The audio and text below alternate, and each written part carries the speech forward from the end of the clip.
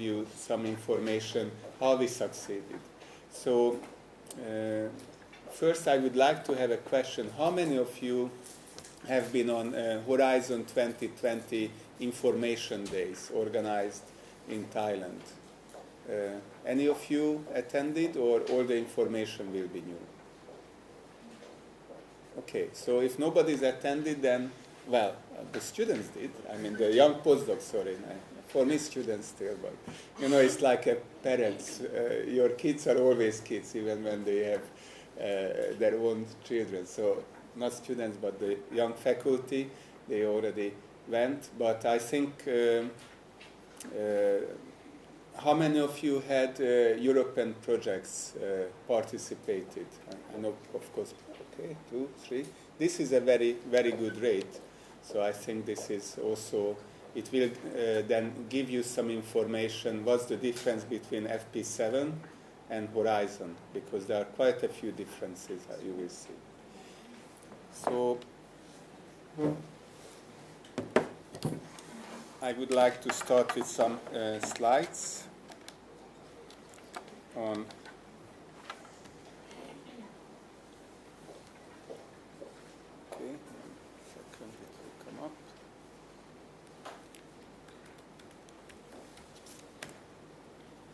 and I've received a very kind introduction from Professor Monkol, but I would like to give you some background information. So I'm a little bit atypical professor. I consider myself professor, but also entrepreneur, because I have several positions which keeps me a bit busy. So I'm professor of molecular animal biotechnology in Szent István University in Hungary, but also I'm full professor at Utrecht University in the Netherlands. So I have this double appointment, but most of the time I'm in Hungary. Nevertheless, because I have a company, Biotalentum Limited, which has in this beautiful building, which is an agriculture biotechnology center, we are renting about 500 square meters, including SPF mass facilities and state-of-the-art stem cell laboratories. And so I think we are missing part of the slides, which might be a little bit problematic later on. Is it possible to adjust to some extent the frame, because we are missing like a few centimeters of the left and probably the bottom as well. So we are providing different kind of work. Stem cell, as it was mentioned, is very important, and we moved from animal to human stem cell technologies. And also we have these animal facilities, because it's like a preclinical tools provided for pharma companies or research teams. And I think this is very, very important, because in a not that one, for some reason shall I maybe I will push it again and see if it's adjusting better if I give another chance. Okay, well, here you can see, let's see on the full screen. Oh, you see? Computers, they communicate better. Okay, so this time you can see the whole slide. That's good. So, and also we are working on bioinformatics, molecular and cell biology services, and Biotalentum Consulting have been created as a consulting company. The reason for that, I have about 30 people, 12 postdocs in the company. So for the last 10 years, it's a surviving company, which is a good thing, and also it has quite a few jobs created. And we are working with Celgene, stem cell technology. Celgene is number 6 biotech company by size. It's $60 billion value, so it's quite big. But we have also pharma companies, from the survey group and also some Hungarian mid-size pharma companies. But we worked with many institutions, and we had many EU projects already completed, most of them. Yeah, we had in FP6, in the earlier program, when I started the company, 4 projects, but then in FP7, 17 projects, which made us the most successful small and medium-sized enterprise in Hungary by number of EU projects, especially in the health sector. We were #1, and 7 still ongoing. One of them actually STEM-med with Mahidol University at the moment, and I was coordinator 12 times, so I took a very heavy workload coordinating.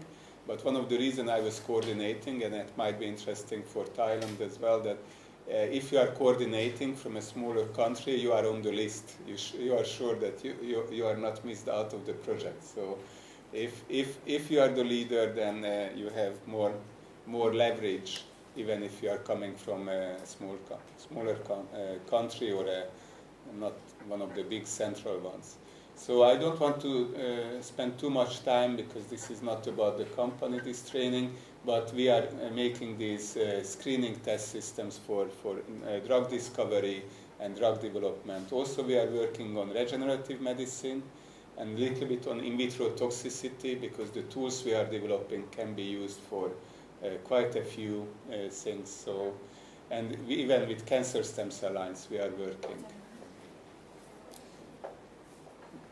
And the consulting was created, and that's more relevant for this training, on this 9 years experience we had in the projects, and also we had over 80 submissions, and 66 million euro was won for the consortia, including us, but also including the partners, which is, I think, it's a pretty good amount of money. And it means that we have more than 200 international partners, and we really know EU projects, but not only like a consulting company in submission, but the entire life cycle of a project, which includes even audits after the project is over, which is very important, because if EU send you auditors, this is a tough time, because you have to be sure that everything is in order with the invoices and so on. Although I'm not sure whether they would send auditors to Thailand, but you never know, so it's better to keep everything, the bookkeeping, in order. And we were very successful in one of the projects. We had, it was an Alzheimer project combined with nanotechnology, NAD, and it was about 10 million euro project with 20 partners, with an Italian coordinator, so it was all these culture differences and everything was playing a little bit, but it was awarded second best project of all FP7, so from tens of thousands projects, second best of all projects by the Commission, so I think it was a very good encouragement, and since then we have many Italians coming to us to coordinate, manage the submissions and the projects, because it was very highly publicized in Italy especially. And we have also, in Horizon, we had more than 50 submissions so far, and we had several of them selected in health projects for second stage submission. Now we are working on an extra 7 projects, so we have like 15 second stage submission experiences, which gives us, and also we got some projects which already won in Marie Curie Initial Training Networks, which is an action, a training network, which is very attractive for universities, and also it's potentially very good kind of action for Thai universities, because you can be part of it, a full partner, and it can give you a chance to interact with several European teams, and also get some students very, very well trained, some PhD students, through these networks. And finally, some contact information with Zsófia Uchowski is with me, so you will hear her next, giving you more information on the trainings, on the Horizon project. So I can give you the... Oh, yes, sorry. I have good stories now. So that was a short intro, and I would like to continue with giving you some encouragement that it's possible to win projects and run projects together. So as I mentioned, in 2004 I started to collaborate. In the same year I got my first PhD students from Mahidol University and Chulalongkorn University, 2004, and actually Dr. Ratachak is here, so he was one of my first Golden Jubilee students, and since then I have a continuous collaboration, and we got our FP7 collaborations as well. And what's really encouraging that there is a special category for international cooperation partner countries, ICPC countries, and Thailand is one of them. In FP7, this list included big competitors like China, India, Brazil, but they are out. So they were considered now like more developed, and they are not into this special favored category. But Thailand remained in this one, which is good in a way that you can really have full benefits and money from the European Union, because the other countries, they have a more limitation now, whether they can be financed from EU projects. So this is really good news, and I think this is something to capitalize on. And we had our project with Professor Monkol back in 2008. We started that for 48 months, and it was a so-called industry-academia partnership and pathway. So it was very beneficial that I was not only in university, but also I had a company, so it was possible to use the company for this project and coordinating actually this project. Our third partner was Copenhagen University, and still with that university we have a very, very good collaboration, and I think they also appreciate very much Thai researchers. And in this project it was embryonic stem cell technology in mammalians was the focus, and I think it also contributed some of the technology transfers from Hungary and from Thailand, from Denmark to Thailand, because these technologies still at place and working in Chulalongkorn University in the medical faculty. So what we were working on was human stem cell work in Thailand, and also mouse and 3D differentiation, 2D technologies. It was mostly neuronal differentiation from stem cells, and porcine pig work in Copenhagen. And in Chulalongkorn, I think the human embryonic stem cell neuronal differentiation was a very important step, and as I mentioned, this is still very much the focus of continuous work in Thailand, and bioreactor 3D techniques were successfully introduced. And this is an old picture that you can see actually Dr. Nat right now. She was a student that time, and Nata also working in Chulalongkorn. Actually, Nat, she's in Mahidol faculty now, and I have a student who finished her PhD in Hungary and is still working with me, even married to a Hungarian gentleman, and she's on maternity leave now. So I think it also shows that there is a good complementary possibility between Thailand and Hungary, because also people on... Yeah, it's a very positive outcome, yes. But also it shows that we understand each other very well. And with Mahidol University, I have another project now on Alzheimer's disease and neurodegenerative disorders. We had also submissions with Chulalongkorn that time, but you know, it's not every project wins, but I think next time we can get a new project with Chulalongkorn University. So that was also an industry-academia partnership. And this time it was coordinated by the Copenhagen University team.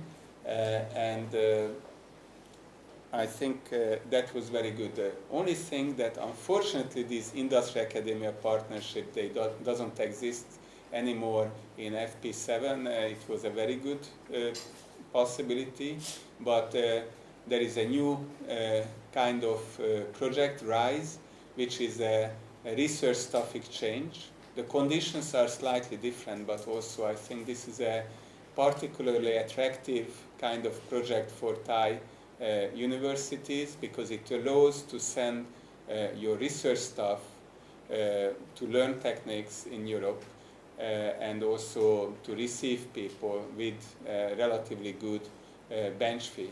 So the conditions are slightly different, but also here there is a good opportunity to set up projects. It's a little bit less attractive than a big collaborative research project, but the advantage, RISE actions, they have 40–50% winning rate so far, and the typical research actions, they have around 5%.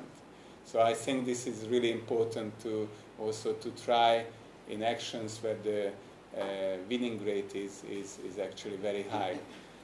This is new, that's part of the story that less people applied.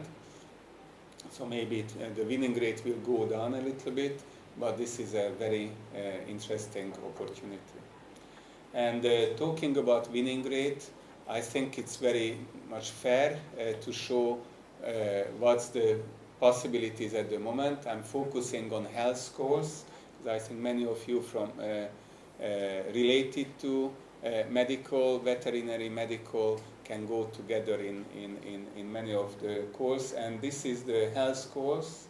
The first round, they received like 1,600, almost 1,700 proposals. And this is kind of second stage, a short proposal evaluated and then full proposal submitted in second stage. So 1/3 went to, a bit more than 1/3 went to second stage, which was a bit too much, because this is the budget, 300 million, which means it's only about 60 projects to be funded. Typically it's around 5 million euro per project, which means that only 10% from the second stage was winning. So it means 3–5% winning rate. Depending on the call, there was a difference, but that's a really low winning rate. It's about 1/3 of the FP7 winning rate. EU still claiming that there is around 10–15% winning rate, but what I see in the health scores is not the statistics. So I talked to head of unit, head of department for the health scores, and they were not very happy with these results, because it put too much pressure on them evaluating second stage 600 proposals, and also they are not happy with the low winning rate in second stage. So they changed the scores a little bit. For the second submission, the scoring system was a little bit increased, how you can get into, but they got even more proposals, more than 2,000, and they let 500 in second stage, which is a little bit less, but still you see 25% passed into the second stage. So this corrective action was not enough. And from this one, there will be again about 60 proposals, so a bit more than 10% overall in that stage. But if you look at the different calls, and we have unfortunately quite a few, for example in PHC3, I'm coordinating a submission, and there are some other proposals. If overall it will be 1.7% winning rate, which is really, really low. And even in the second stage, we have less than 6% chance to win. So this is extremely high competition. If you submit in some other course, but the topic was not so suitable, obviously not only for us, but others neither, because now in the second stage, they have a 50% winning rate, which is really good. overall 10%. This is really good. But in typical and overall, it's around 10%. Still rather low. The Commission had a communication that they would like to have around 30% winning rate in the second stage. So they want to cut down even more what can go into the second stage in the first evaluation. The problem with that, as I see, that it's a short proposal of 7 pages. It doesn't allow to distinguish from two really well written short proposal which one will be really better. So I think the problem is that there is not enough money with so many submissions, because I believe that at least 20% of the proposal overall will be really good. So 80% can be thrown away, but if they are funding less proposals than the really good ones, then in this final competition you need not only excellence, you need absolutely to be perfect on every aspect, but besides that you need also luck. So I hope that that also on our side, but this introduces an element of luck, not only excellence. There was some single stage proposal submission. Here also you can see in some there was more than 200, in others only 7 or 9. So the topics, they really matter. Zsófia will tell you more about the structures, but the important part that now they have much broader topics than in FP7, so you can fit in more easily. But some of the topics are really broad, some of them are a bit less, so the popularity varies. And 2 more slides on statistics. So we looked at the evaluated proposals in one of these submissions, actually in this health and first and second call. And United Kingdom submitted many, and Germany submitted many. So they were the champions.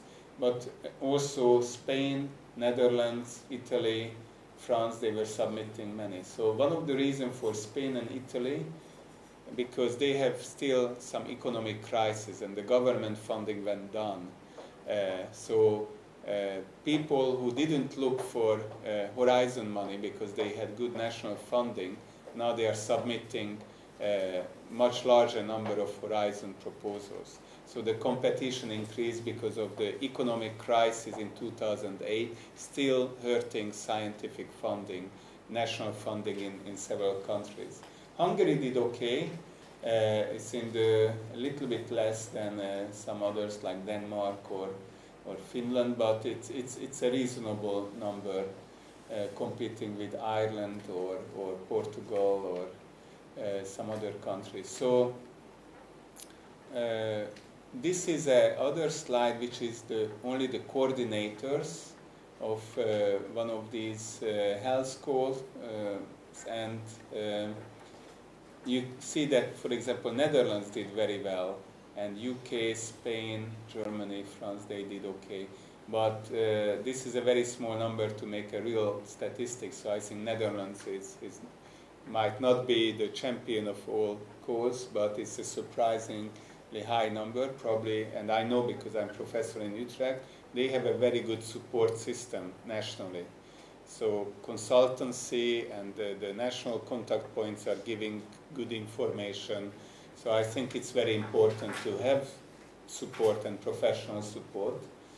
And some of the smaller countries like Ireland, Finland still having one, but many of the countries like disappeared. So the competition is very, very high, and coordination is also very very selective whether you can win or not.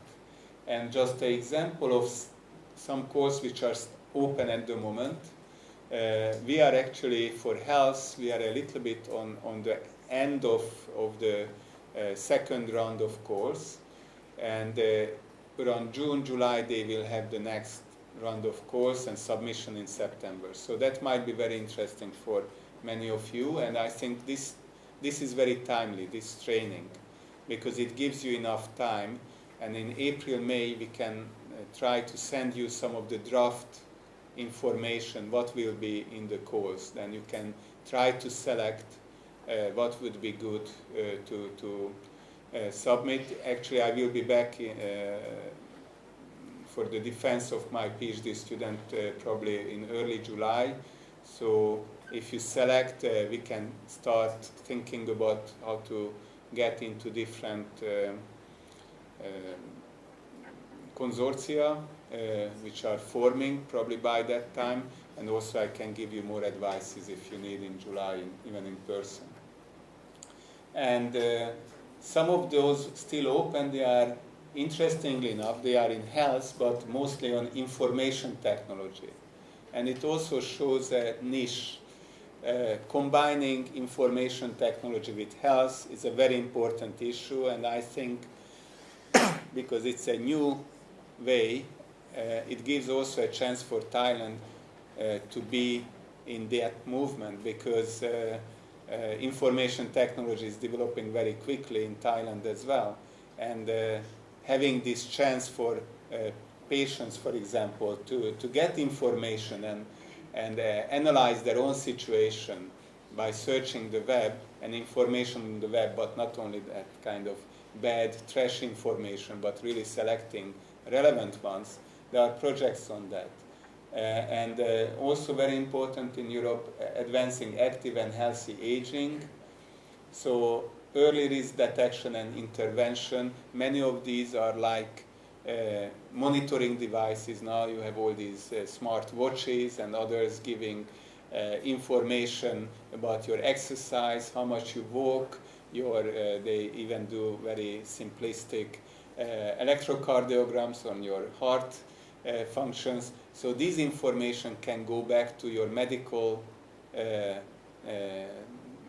caregivers and help you to monitor, and for elderly people giving signals that there is something wrong in time, not when they need to be hospitalized. So what is really hope that this will decrease the cost of the healthcare, because you can do more preventive measures and early interventions. So things like that are also in the course.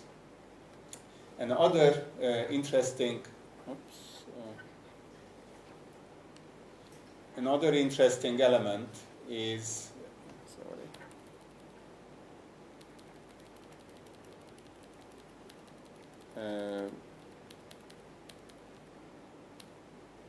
another interesting element that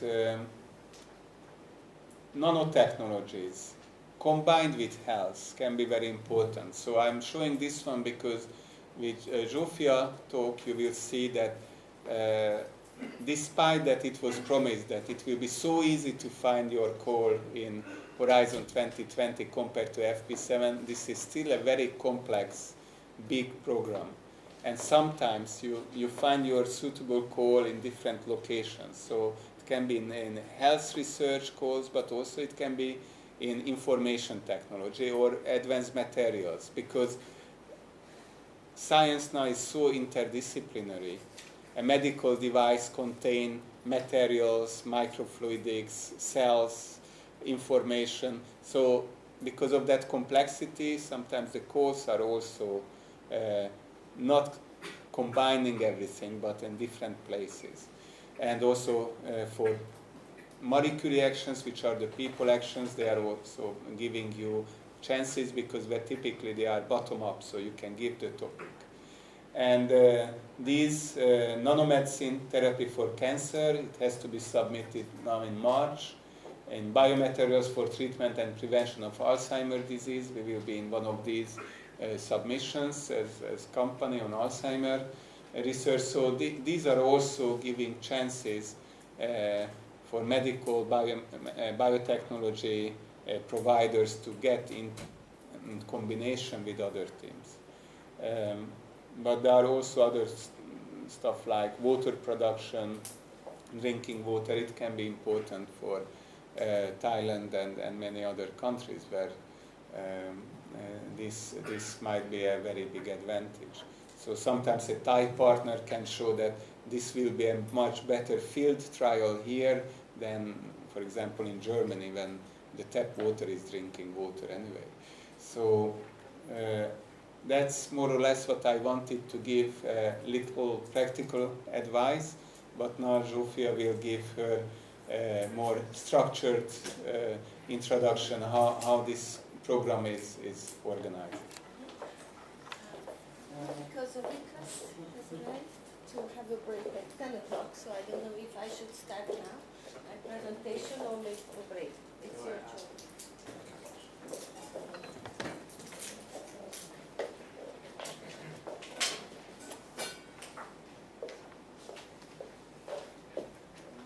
Azt nem tudom hova bukni. Szerintem kibírja. Odaadjuk? But it's a different one, so az beleír, az jó. Kibírja a képpel? Nem. Okay. Maybe it's easier. Then let's have a break before we start. And 10 minutes, what did you? 15 minutes. 15 minutes, okay. Because that was the request to shift the break.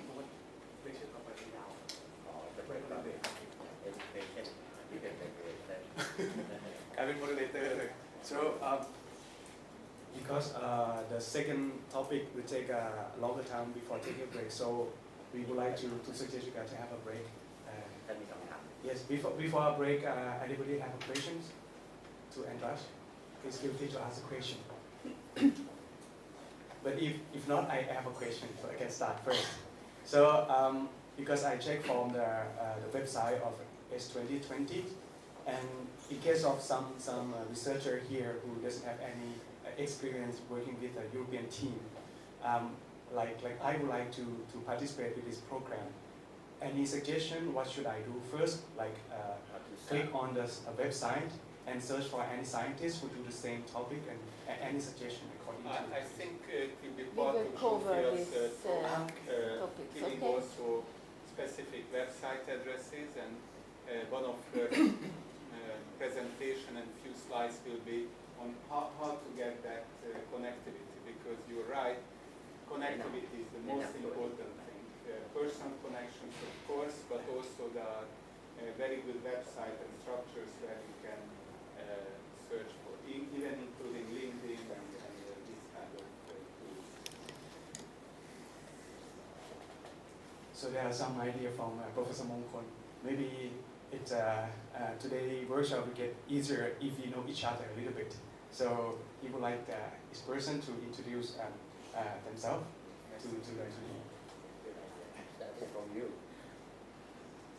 Because now people are preparing the coffee break, so we have to wait 5 minutes. Yeah. Hello, my name is Denise and I'm a student of Dr. Professor Mongkol from veterinarian.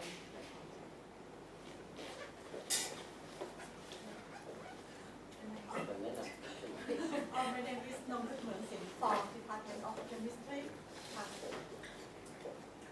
Alawan Chailapakun, Chemistry Department. Sawadika. I'm Ruki Shunshin from Public Health, Faculty of Science. From Department of Public Health, Faculty of Science. Good morning, Nungi Papasa from Department of Microbiology, Veterinary Science.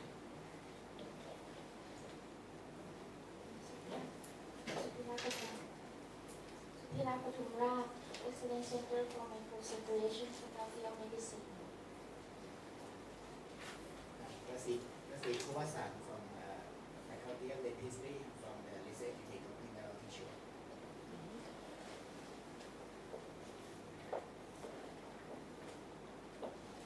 I am a PhD student from Faculty of Medicine. My name is Marisa Abu-Wisconsin. My name is Sampon Deshangam Sawan from Department of Pathology, Veterinary Science. Good morning, Chaturong Kuthapantip from Malaria and Opportunity Research Unit, Faculty of Medicine. สมชายตูที่เป็น Faculty of Medicine. กันนิษฐาพัฒนาคุณ Department Department of Microbiology, Faculty of Medicine. สุภชัย นิโรธสุวรรณ from Faculty of Med Science สมศักดิ์ทัพทิโย from Veterinary Science. I'm Sarat from the Department of Philosophy. I used to engage in an EU project many years ago on bioethics and computer ethics. Yeah, so it would be great to have an opportunity to work on this. สวัสดีค่ะป้องทิพย์เทพบูรณาธรรมศูนย์บริหารงานวิจัยจากมช from Chiang Mai University.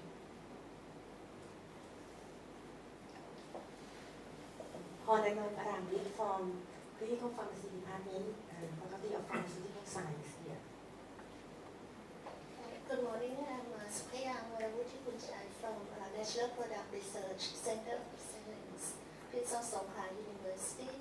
And I had a partner in Germany and we used to try this kind of project before. สวัสดีครับชาวดิอัศวกุล from Department Electrical Engineering. Probably I'm the only engineer in this room, I guess. But at the department, I'm responsible for the research affairs and the postgraduate study. And very nice to meet you over here. I'm Suwaman Jinashanchai from the Petroleum Petrochemical College. In fact, I attended the course H2020. The hotel there. It's in the area. I can't exactly remember. But I have a question about usually PhD NMP program, and some programs already closed, right? Yes, but this is like 7-year framework program. So it's the first 2 courses are closed, but there will be more, and it's opening up. So what we're going to do for workshop today is for applying this year or for next year? Well, this year it's up to you. I mean, the is workshop there gives you the time for tools. this year or not? Yes, this year there will be more courses opening summertime, and submission will be autumn and like September. Autumn is different in Europe. Okay, so September, December, there will be submissions. Also for molecular reactions, there will be submissions December, January. Thank you.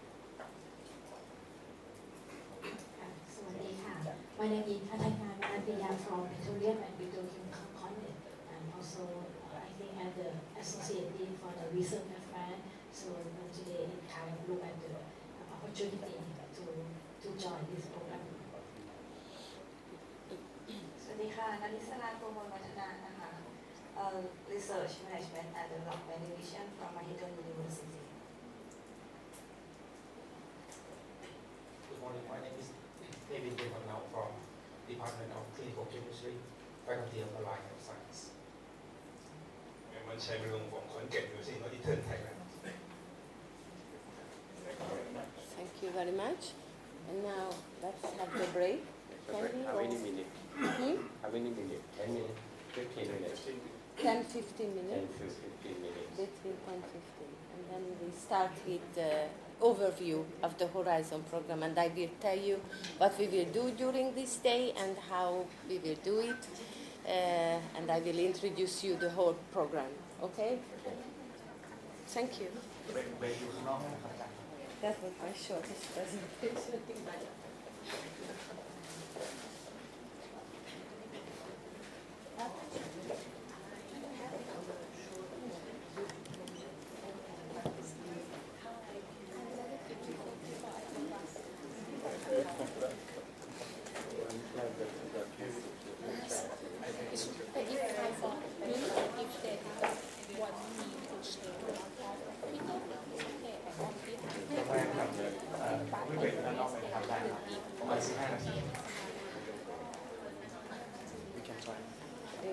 Maybe I just go here.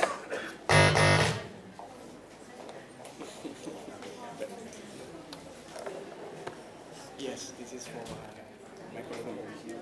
I mean, nobody want to take a break. Yeah. I don't understand. Yeah, but then it will be late. This is what you told, huh? Maybe you should. Yeah.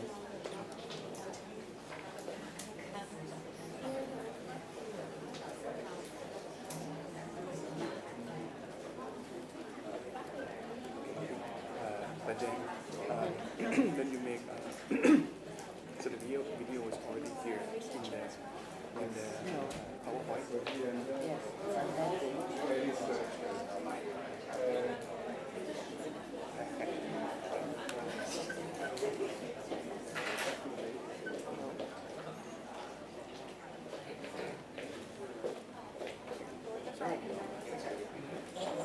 Or because of the guy who turned off the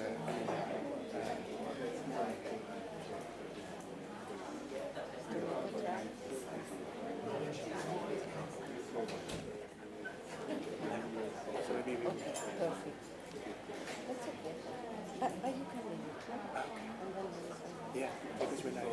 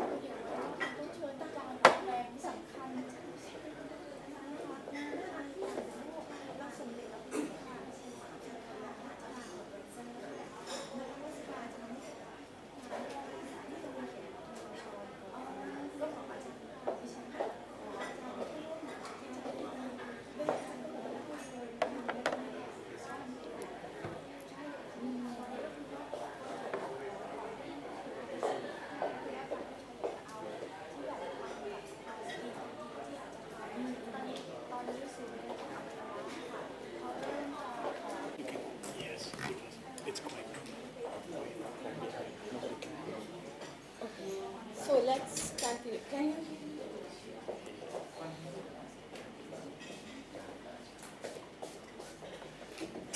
Hello, hello, hello.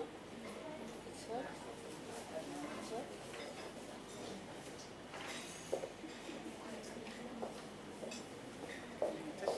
Test. 1, 2, 3, 4, 5. No, no.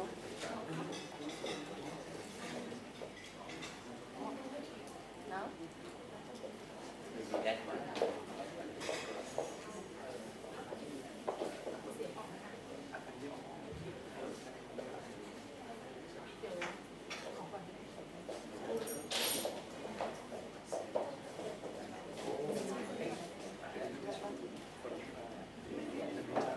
Yes.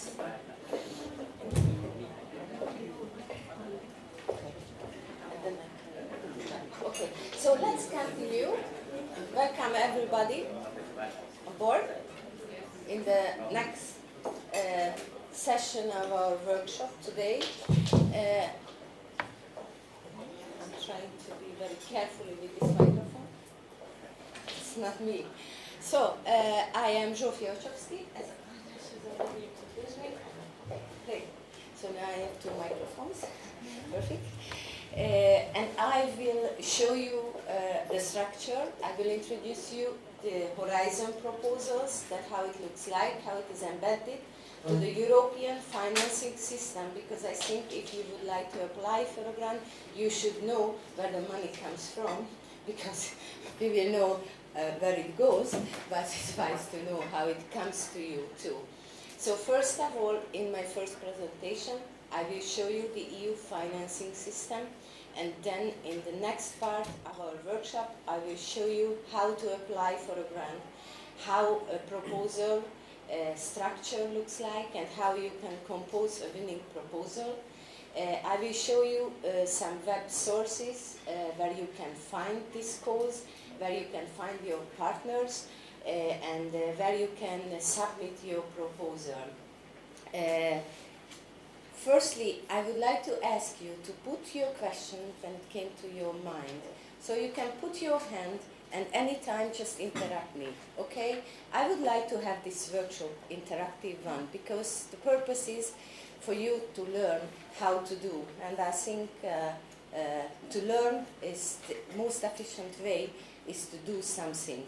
So it's not just about please ask, but I would like you to make some exercises. So I brought some playful and thoughtful, not games but some exercises and practical issues to give you an idea how to do it in practice.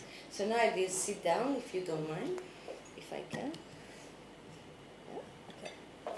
So let's, can you hear me? It works now? Okay. So let's start with the EU budget. Let's take a glance to it, and then let's see how the Horizon 2020 looks like, with a bit of view on the previous framework program, which was the FP7, let's call it. And if already I heard that some of you have already participated and maybe have some knowledge on this, but let's a bit widening it. And then, as I told you, I will give you some practical examples and demonstration and how to do all of this. So what the EU grant for? As you might know and you experience that in research, not only in research, but we always have a gap in the system. And what is the gap? Always the lack of money, the lack of financing. And mainly in basic research, so that is concerned to you as academic institutions, you also, and it's not just the SME sector, so the industry sector, who face with this problem that they have no money. So basic research is risky, so no one in the industry sector wants to invest in it, of course. So this is why the EU provides these grants for, On one hand, for the basic research to be funded, of course, and then to go beyond the basic research and apply and going to the business after all. So let's see how it looks like. The EU funds are composed like this. So first, they have a direct financing system, which is 22% of the total funding budget of the European Commission. This is where the Horizon 2020 goes from or comes from too. And the indirect financing, it is what the European Commission distribute among the member states, among of its member states. This is 76%. So from this money, what the member states are getting, they have the right to decide how to distribute it. So they are free to make the calls for their own countries, of course in line always with the European policy and ideas and indicators, because the European Union, of course, has its own policy in the different fields, and all the member states should contribute to reach those goals. And through these funds, they can do it. So they can fund researchers, social areas, and all the things that we contribute to reach the European Union's goal. And 2% goes to national organizations also. How it is embedded to the European budget? There is a multi-annual financial framework which is made for 7 years financing period. Now the new financing period opened in 2014 and it goes until 2020. But if we think about that a proposal will be funded in 2020, then of course the end of this proposal will be 2023 or even 25, so it goes beyond 2020. Even so, it has a longer effect on the economy, European economy too. This multi-annual financial framework main goals is to stabilize the economy in Europe and to create more jobs and to strengthen the economy. It has a very long approval procedure. After all, it took 2 years to have it accepted. It was submitted to the European Parliament in 2011, and after a very long negotiation with the member states, because this is something that all members of the European Union must accept. And of course, all members would like to achieve their own goals, so they are all going lobbying to the Commission, and they wanted to change different parts of this framework, financial framework, and then it took in the end 2 years, which is quite a lot, because if you think about that, in these 2 years we had any grants opened, so that caused a really big need on the applicant side by now, and this is one of the reasons why we have so well, not so high winning rates, at least now in the beginning of this Horizon program. We really do hope that it will go up a bit, the winning rates. However, it is expected that it will be competitive during the 7 years period. The multi-annual financial framework has 6 priorities, and let's go through quickly how it looks like and where the Horizon program is embedded.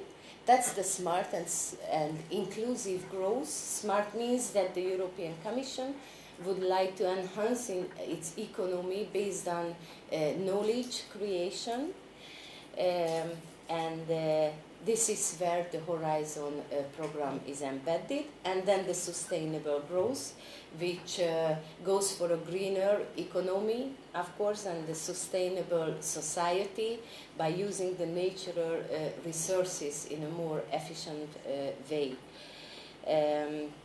And the inclusive growth, which trying to foster a higher employment rate and to create more jobs and to deliver higher social territorial cohesion in the European Union. 47% of the total budget goes to the first priorities, which is the smart and inclusive growth, including the Horizon 2020. So this is how a budget looks like from the European Commission. And you can see with red lines that the smart and inclusive growth and sustainable growth located. You have also need to know that these categories are flexible, and this comes from this work program, because the previous work program or multi-annual financial framework was more rigid. They did not allow to shift money between the categories or between the years. But now the Commission realized that there is a need in the changing environment and world for this, and now it allows that new priorities can come up. They accept and allow for themselves and for their countries, European Union countries, to request some shifting between the categories and between the years. So that's more flexible. However, that also means that some money will shifted from one year to another, then it might cause a lack of financing in that year where the money was shifted. So we will see how it will work. That's it. That's quite a new thing. So based on experience after some years, we will see if it was a good idea or not. So just again that this is what we will talk about, the research and innovation pillar of the smart and inclusive growth priority of the multi-annual financial program. Okay, so if you just take a look, I just put some examples because some other funds are included into the smart and inclusive growth priority too. Beyond the research and innovation where the Horizon located. This is Erasmus, maybe you have heard about it, or Cohesion Fund, Connecting Europe, and even in research and innovation, we are not just can get funded through the Horizon, but we have some other like COSME, LIFE, Galileo, so there are many other grants available. I will show you where you can find more information because now we are focusing on Horizon 2020. I would like to show you a video which explains you the Horizon program. I think it's knowledge is power, they say. Efficient. But in today's global economy, can you hear it? Knowledge is more like a currency. The trick is to make it work for you. That's why we want to turn the European Union into an innovation union. A plan to get good ideas to market faster. To boost the economy, create jobs and improve lives. That's where Horizon 2020 comes in, providing the money, motivation and muscle to keep Europe at the forefront of knowledge and turn good ideas into innovation. For example, to find new ways to keep us healthy, help us get around, or protect our environment. So how does Horizon 2020 help? What's so different about this 7-year research program? It's been streamlined and simplified. We're not going to bury you in red tape anymore. Horizon 2020 is easier to access for institutes and universities, companies, and especially more open to small businesses and international partners. Bigger, simpler, smarter. The program is much bigger. The EU is investing nearly 80 billion euros and much simpler and smarter to manage for you. No, really, it's now a single, neatly woven program bringing together previously separate sources of research and innovation funding. Horizon 2020 will also be more in tune with science's role in society, so it focuses on challenges we urgently need to address, like clean energy and recycling. Okay, stopped. Maybe we have some internet problems, but I think that's okay. We can go and continue. So as you could see, the Horizon program focus on innovation. I have mentioned you the basic research, which is always lack of funding from the industrial side, of course. But the European Union, of course, funding the basic research, but would like to see the result and the impact on the economy of the European Union, of course, and on the people's life. So let's go beyond and let's see, as you could see in the video also, that there are some simplification, and now we will just look back a bit to the FP7, so to the previous framework program, and we will a bit compare this program to the new Horizon. So what's new? Fusion happened because in the previous framework program it was not as easy to find the topics because there were several main funding areas, and now they have merged these three main focus area and kind of cause, and now it's more easier to find your way for the funding. It is also covers the whole value chain. So as András told, they widening the topics, so it's much more easier. It's not so predefined the topic where you can go for. So you can tailor your ideas much better to access some fund. They have also increased the budget with 30%, which is a good news. But also put the excellence as a key funding criteria, but also put a greater focus on innovation. I would like to also mention that the framework program, so the funding system of the European Union has started 20 years ago. In the last 20 years, the European Commission mainly focused on research, but after 15, 14 years, they have realized that, well, okay, that's really good that we are investing on research, but what is coming out? What is the benefit of the society that we are giving money for the research? Because they have realized that no impact, no spinning off, and no commercialization happened and come out from those funded projects. And hence, from this framework program, they have decided to put more emphasis on the innovation. They want to see much more impact on the economy. So this is why is it so important that even if you have an idea for basic research, you have to know if there is a possibility of spinning off this idea to the business side. So if you are applying or would like to apply for a grant, you should know and you should have in your mind already that what do you want to do with this idea if you are getting sorry, out the result.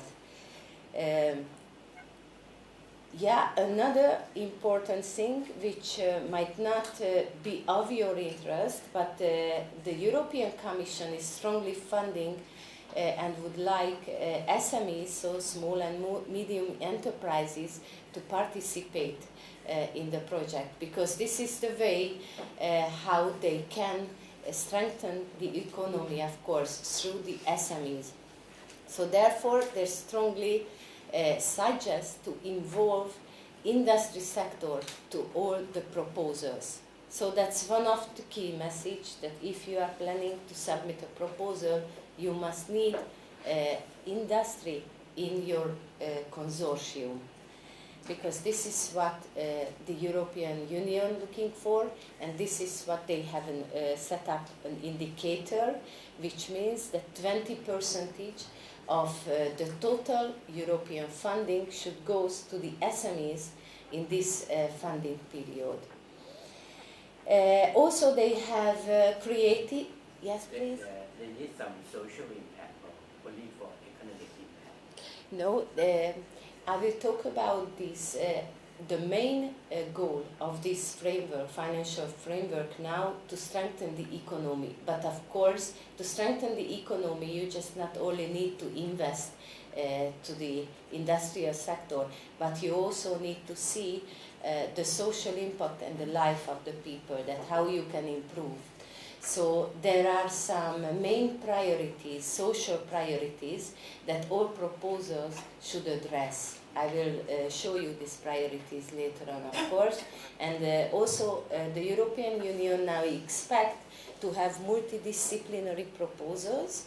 So they expect not only to target one main goal, but also to gather different areas and different discipline to have on board and to investigate one certain idea in the different fields of the society. Yes, what I wanted to say here, that also the European Commission developed a new financial instrument for the SMEs, and it's called SME instrument, which is directly funding the SMEs idea, already developed ideas and prototypes for going to the market. So that's a direct financing of market replication and testing and so on. Also, as the video told, there are some simplification, which is really good news, because if you have already participated in the phase 7, that you could maybe experience some hiccups with the documentation when submitting the proposal, and also when preparing the financial forms and so on. So now they are fully based on electronic, which means that all the proposal must to be submitted only electronically, so no need to collect signatures, stamps, and no need to posting and so on. You have the right for give your signature in an electronic way, so it need to be assigned an authorized person, of course, who is authorized to give its signature to those financial and legal documents, and it is recorded by the European Commission, and you are just click one on the portal and it's done. So that's also a good thing. They are promising a faster time to grant period, which means, I don't know, maybe Professor Moncor remembers for the Partners Project, which negotiation lasted, I don't know, for 1 year at least. So from the submission of the proposal, it was more than 1 year to get the grant in our account, really, to get the money and be able to start the research. Now they promise that it will take only 8 months, 5 months for the evaluation and 3 months for the negotiation and concluded the grant agreement.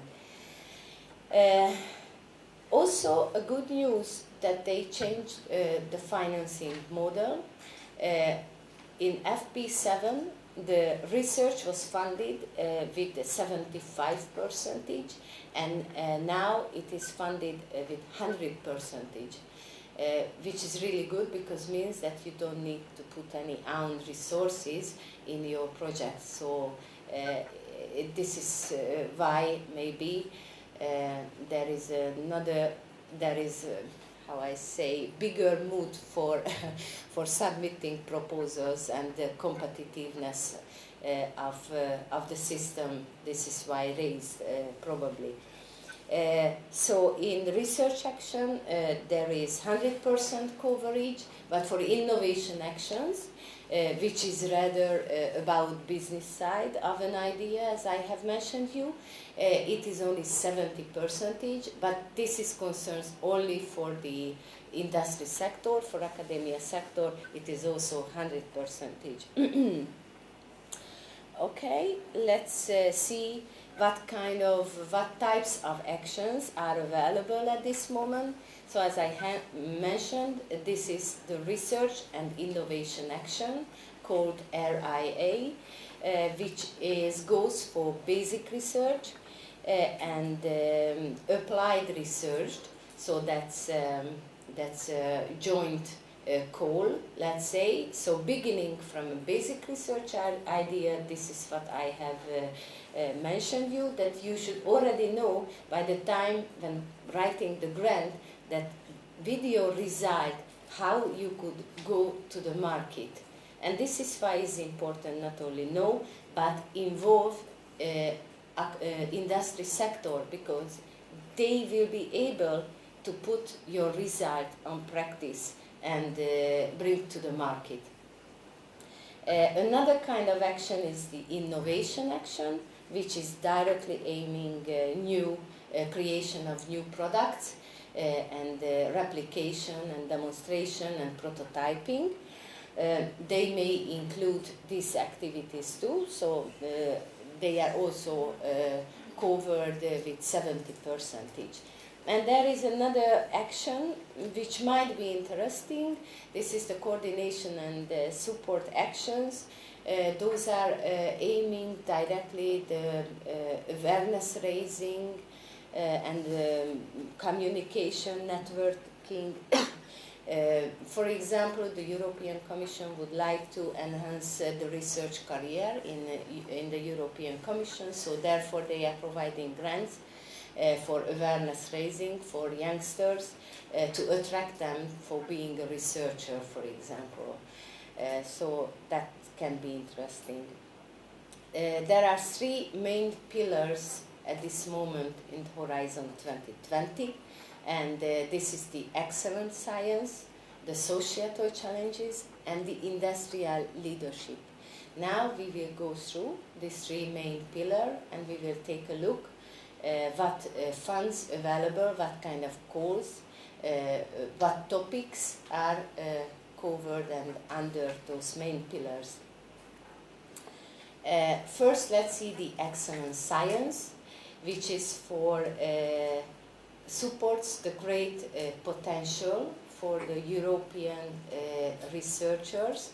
It provides funding for outstanding researchers and also for mobility and career development.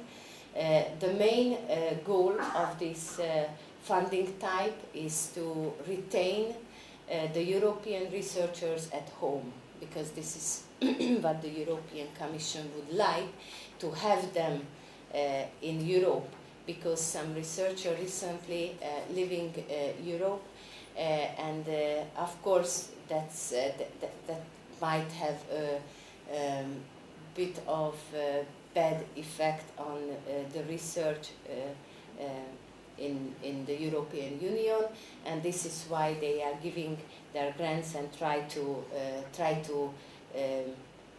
have them at home and try to give them the possibility to stay at home, having enough funding to maintain the research activity and to even do much more creation of new laboratories and so on.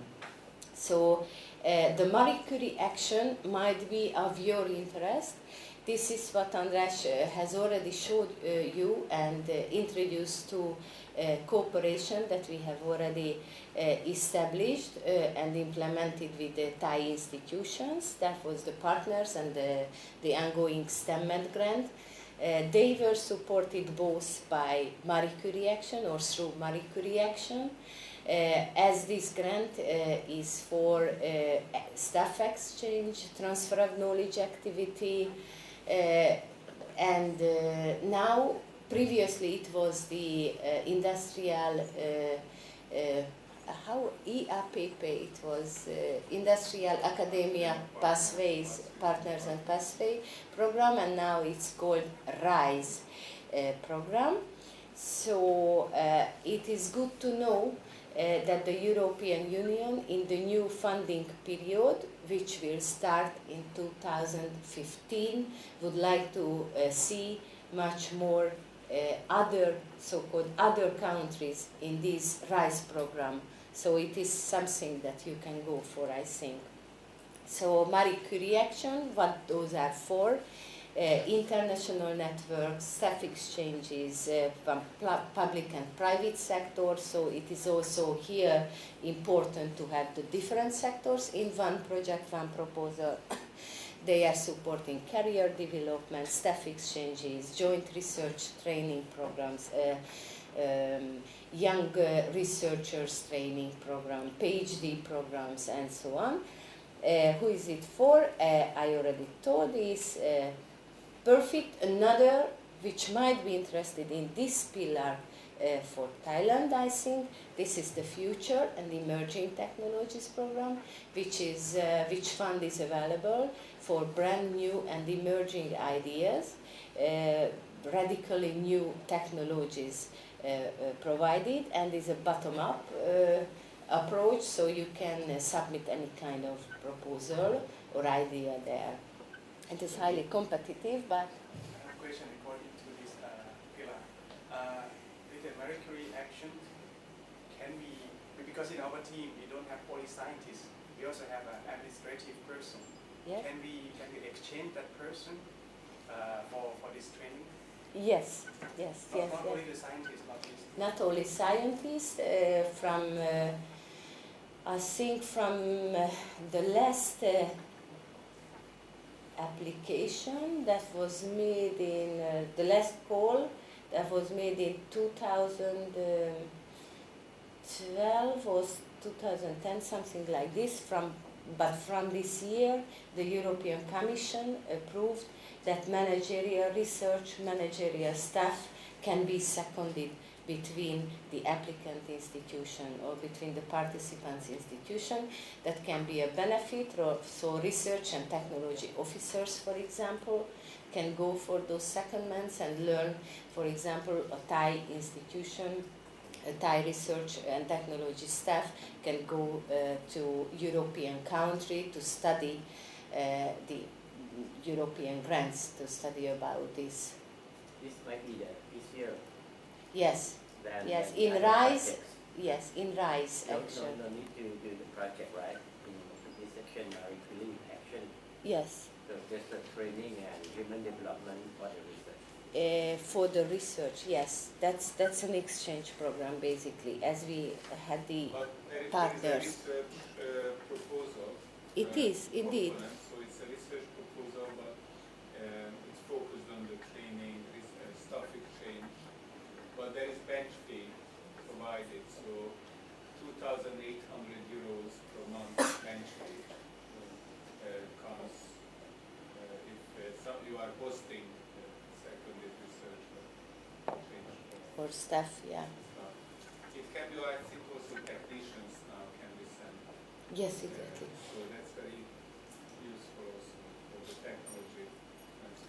But it doesn't provide a full salary of well, the researcher or the staff. 2,200 euros per month is a flat rate. In Thailand, this is a very good full salary. And but you have to pay the salary when you are sending somebody. So the problem what I see, that if you send somebody to Denmark and you pay the salary in Thailand and they will get 2,200 and extra, in Denmark it might not be enough for a month to survival. It's really, in Hungary it's good salary. So it's more than full professor salary, so you can easily save money on them, but not really in some other countries. So because it's no country coefficient, no country correction anymore. In some countries this is plenty of money, and others it's too little. So So I see several problems. So you have to think very smartly on the partnership and create changes.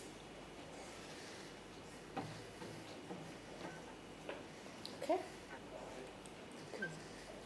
The next pillar is the industrial leadership, which supports great potential that Europe has already has in producing world-class science also, but it provides some financing to to the industrial sector in the form of risk finance, which is a kind of bank loan, for example, and also this contains a pillar or kind of topic for industry, and that's the innovation in SMEs, so that's targeting the SMEs. However, there is the leadership in enabling and industrial technologies, and all the biotechnology, nanotechnology, new material goes there. So there might be some interesting call for you too. So it's worth to track. So not only the next pillar, which you will see, the societal challenges, which contains the 7 challenges, which addresses the European citizens' concern and the European Union's concern, and this is what I have mentioned you, Professor Moncol, previously, that this is the 7 area or main concern but the European Union would like to be addressed through those proposals. So one of the health, one of the food security, secure and clean, efficient energy. So the proposal must address at least one of those concerns and indicators. So they are expecting breakthrough solutions to come from multidisciplinary approach. So those are the buzzwords, the basic and most important words now for the European Union: the innovation, the multidisciplinarity, the citizens' concerns, and so on, and the different sector involvement. So those are some basic, how I say, setting up that must be bring to a proposal when you are writing it up. So promising solutions, so all the new things which are not available so far in Europe is welcome. So the European Union wants really new things from this year. So they are, sometimes I think that they are expecting too much, basically, because they have pretty big expectations, and however the science and all the areas of the world are growing faster and improving, and there are lots of new ideas, but they are expecting some really big ones which might be not available yet, and however they are waiting for this. So this is one of the things that makes it even difficult to apply for. So which projects comes? The 7 topics that I have listed already in the previous slide, and project proposing research and innovations that have real impact on the citizens' life. So that's the main idea. And who is it for? Those projects are only for international consortiums. So if you would like to apply for those goals, you must need to create a partnership of different kind of partners. We will talk about good consortium preparation later on. So just to show you in one slide the 3 main pillars. Also, you have got it in prints, I think. Printed? Okay, perfect. Because I thought that now you have an idea how it is composed and what are the main pillars. Let's think about that. what could be the best way to find your best cause? What cause could fit to your ideas? First of all, of course, when you would like to set up a proposal, you have an idea. You will write an abstract about it. And then you must find between the 100 cause of the European Commission which the best suits for your needs. Therefore, I thought that we should make a practice on this, if you don't mind, and if you would like to do it now, I would be really glad. You can work in groups, so you can create 4 or 5 member groups now. I have also printed you 3 abstracts taken from the European Commission compendium, project compendium. You should note that those are all Thai projects, even with Thai coordination or with Thai participation. And I would like you to identify that those projects, which type of code should be submitted. So that's a kind of practice that, and you can work in groups. You have 10 minutes, let's say, and then we can discuss. I can go and help you, of course. Okay, so let's make some groups if you would like. If someone prefers to work alone, yeah, it's also acceptable.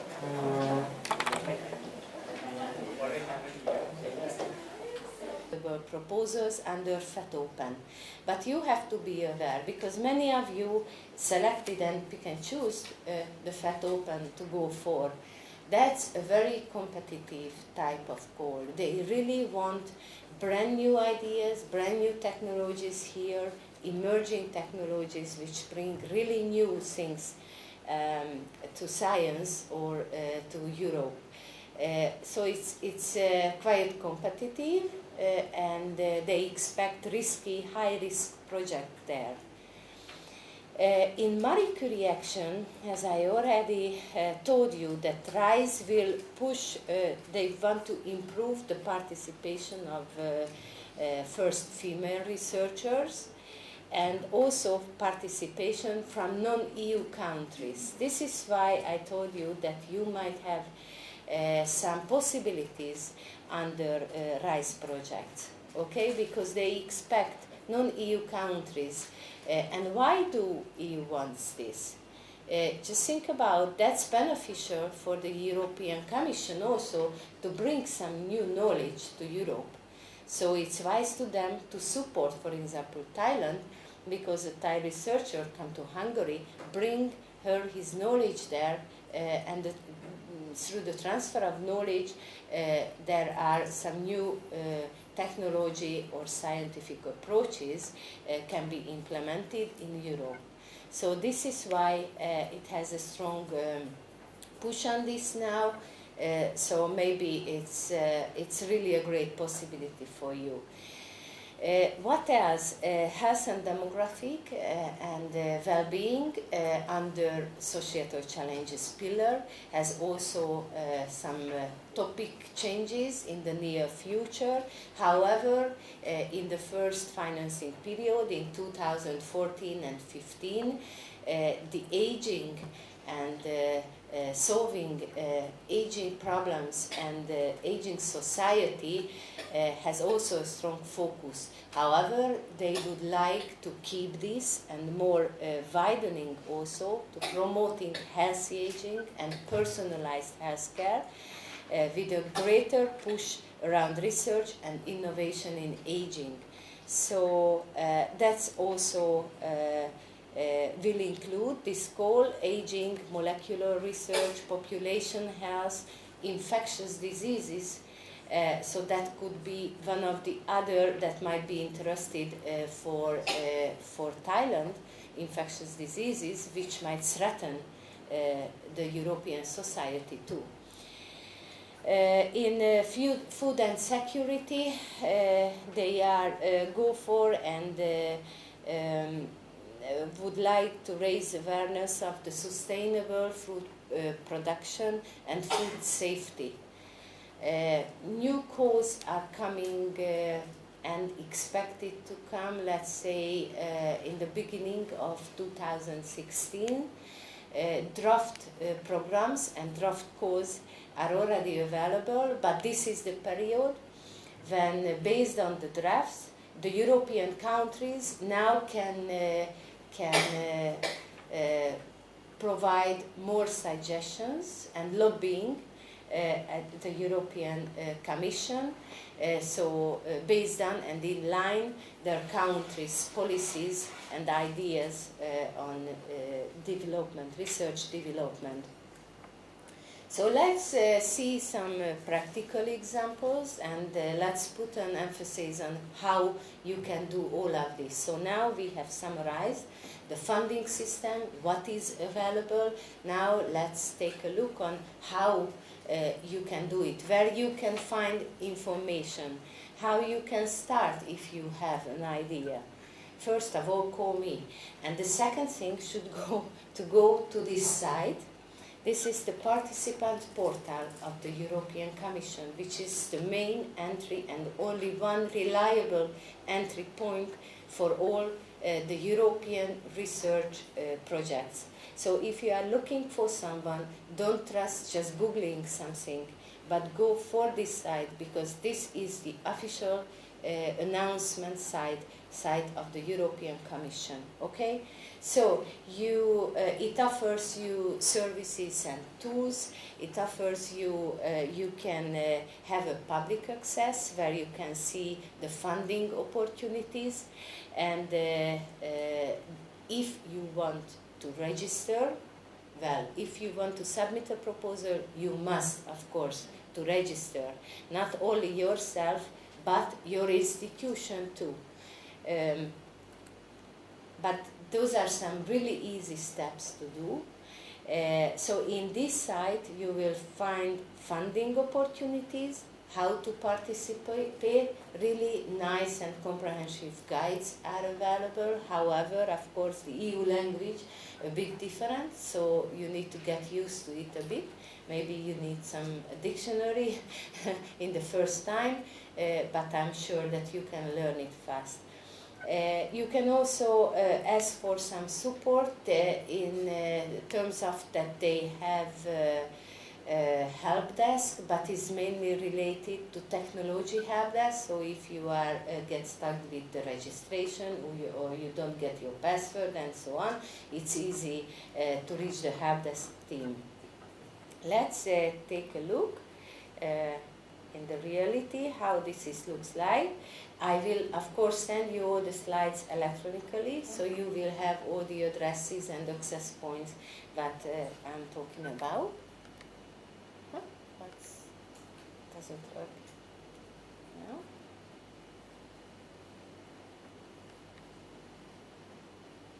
Okay.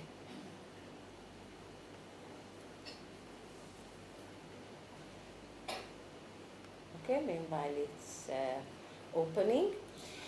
I will show you that if you select a proposal to study it deeply in the portal, you will have some really main points to learn about, and this is one of the scope and the indicators of a proposal, because this is how you can find the best that fits to your idea.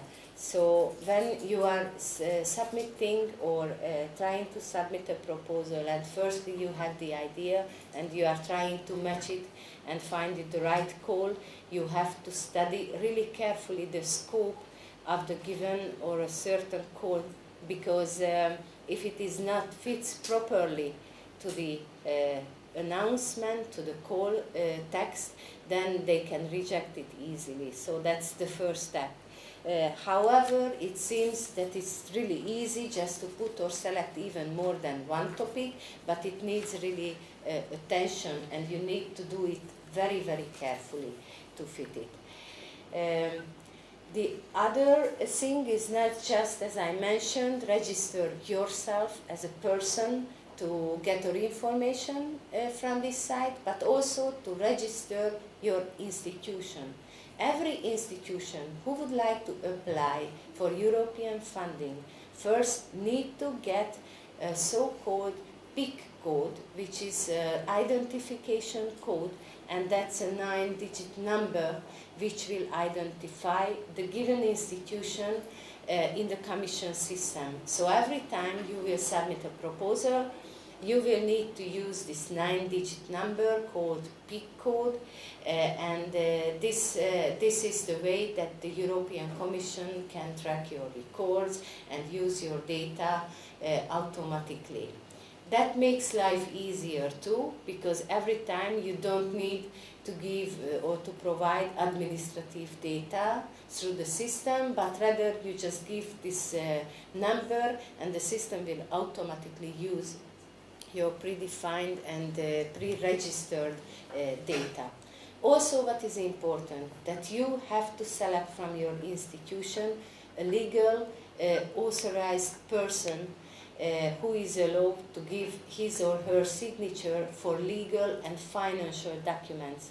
This person must be also registered to this site and has to be associated and connected to your institutional login, okay? And this is very important to have it, and very important to know who is your so-called lead, because that's the name of the authorized person, because every time you need to have his or her signature, she or he must be available, or at least you should know his or her login name to be able to handle and manage the full proposal. Because sometimes I meet with organizations who even have a PIC, that's fine, they have registered, but they have no idea who is the lead.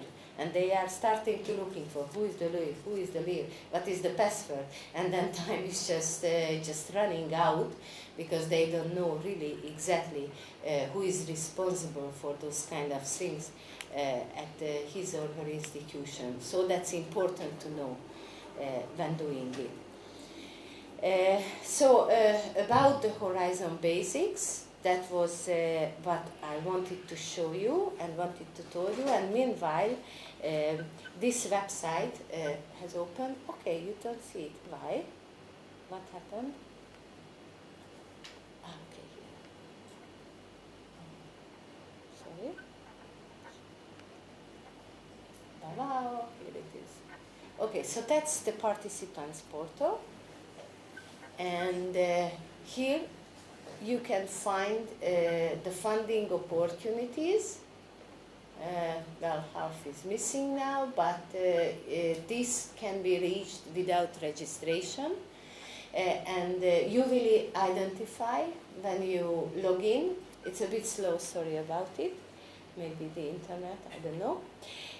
You will identify the pillars I have explained you and showed you, and under the pillars, the different,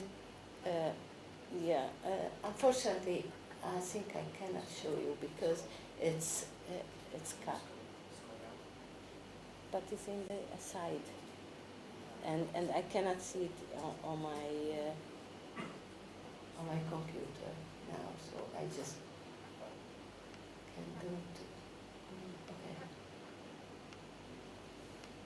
Okay. Can we fix it somehow? I don't know. Can we have some help? Because I would like to show you how you can reach this site when you can. There. Because I cannot see it in my screen.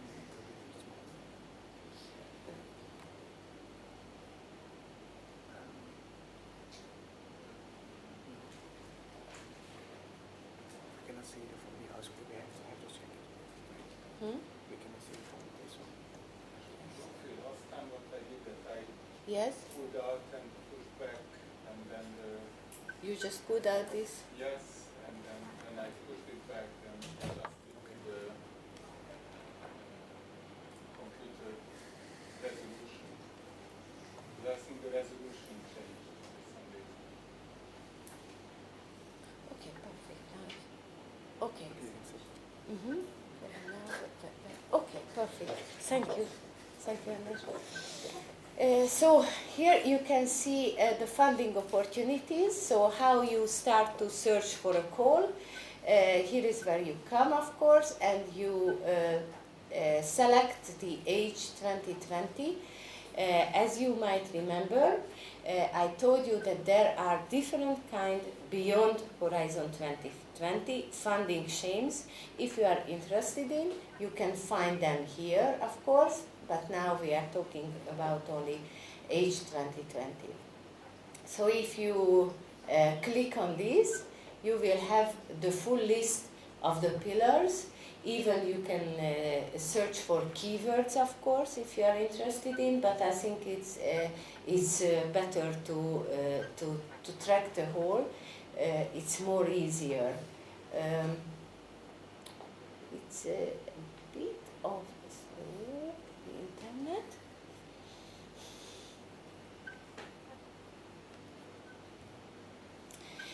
In this site, you will also find, I don't want to click to the bottom now, but you will find an information page, which is also very important, because there you will find all the related documents published by the European Commission. That means that all model grant agreements, model calls, model financial reports, model audit certificates, so all that you might need, consortium agreements, so all that is related to one call or one proposal participation, even if you are just participate as a partner, because it might happen that you are just joining to a consortium and not you are the coordinator.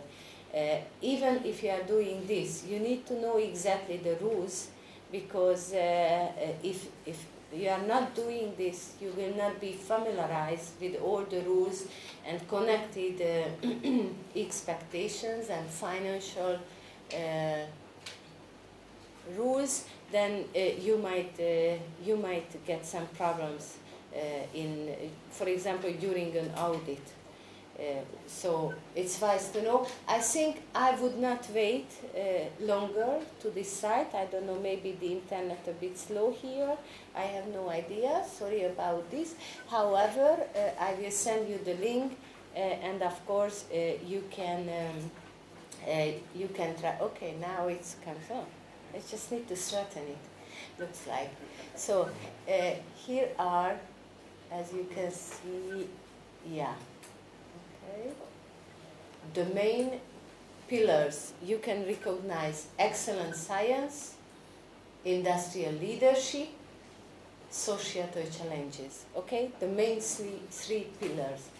And if let's just try and take a look to health and demographic change and well-being, we can select if we want to see the forthcoming cause also, or just the open cause. Also, we can sort by opening date, deadline, and so on. And now, it did not give us any result, which is quite interesting. It's supposed to work, but maybe it is just slow now because of the internet. We have experienced some hiccups. So it works quite good in my experience. Yes. So under societal challenges, those are the cause open at this moment. No, it's also the forthcoming, because that, you see, it's already announced from 2015. Deadline is October. Mm-hmm. Yeah, so you can see all the open proposal here, open cause here. And if you, let's just, we can choose the right one, okay? But we have been already discussing, because then I can show how you can reach all the related to this call, all the related documents. When you go here, click on the selected call, then you will see, of course, the deadline, the date. You will see the status of if it is open or already closed. And if you click on any other call updates will be announced here. if they have new guide for applicants, or if in case of a close call, they will announce here the winners or the selected proposal, list of pre-selected proposal, and then by clicking the topic itself, you will find the objective. So this is what I told you. When trying to find the right proposal, you should be very clear about your idea, and also to read very carefully the objective of the call, and you have to compare it with your idea. If it is really fits, is my proposal really address those objectives?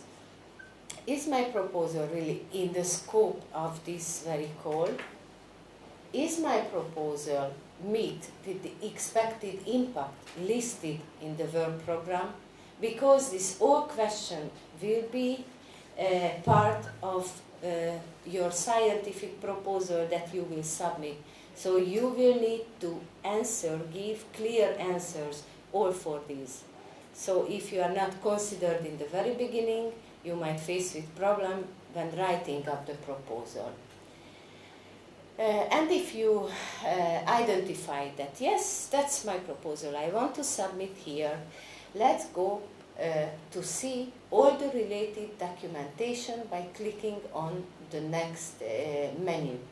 Here you can find all eligibility conditions, list of countries applicable for this funding, proposal, page limits, and so on, but the most important ones are here. Additional documents. You can download them all together.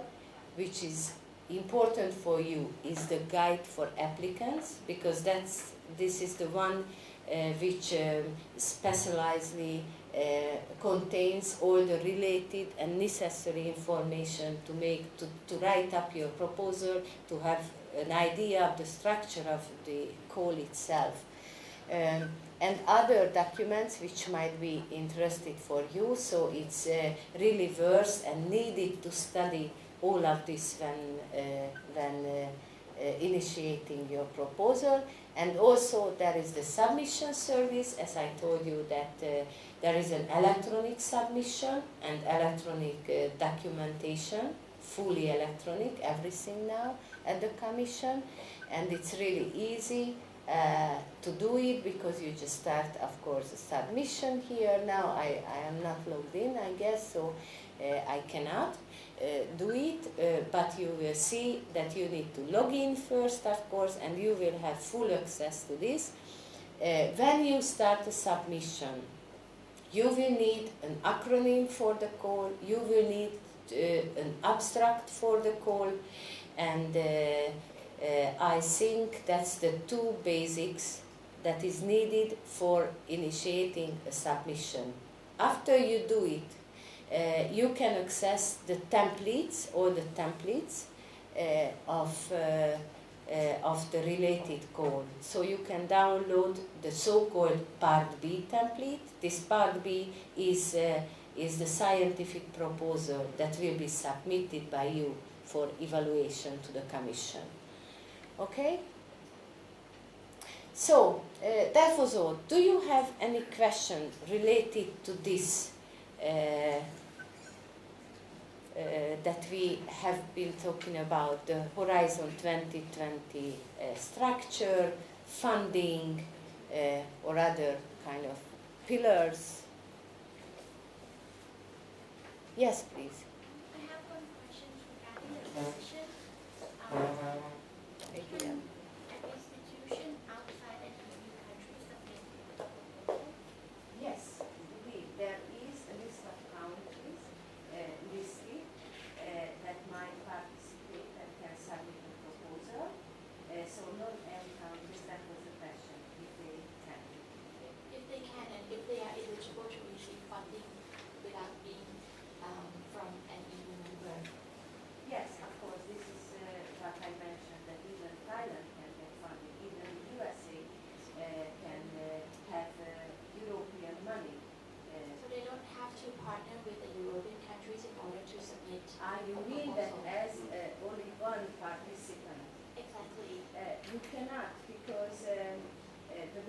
setting of cooperative proposal is a network of people. And for this, there are a basic setting. We will talk about later how to set up a consortium and what are the basic requirements for being a consortium. And one of the main rule is to have 3 countries from 3 different European member states, or associated. So that's the basis. So a partnership, a consortium must include European members, of course. And so who will submit in this case? Sorry? Who will submit? The partner or partner? A Thai partner can also be a coordinator, I think. The coordinator should submit. Yes, the coordinator is the one who will, in the end, submit the proposal. Partner who signs the contract with partners. The agreement, the funding agreement, will be signed by the partners too and the coordinator. Okay? So all the basic contract will be signed by the coordinator, but all partners will access to the grant through a so-called another form, which is accession form, that they need to sign. So that's also legal document, but not directly with the Commission, but yes, just a joint form.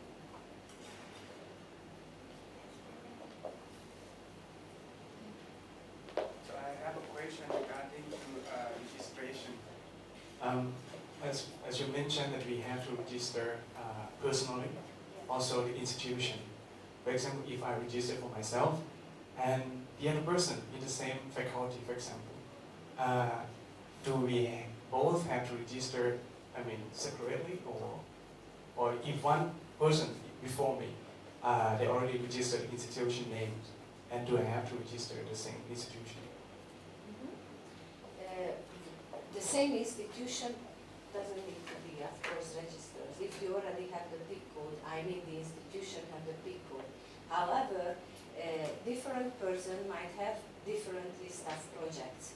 So it is safe to have on your own login name and password to the site, because you don't want that other people can access your own proposals, So that's more safe to have everybody his or her own login name and password.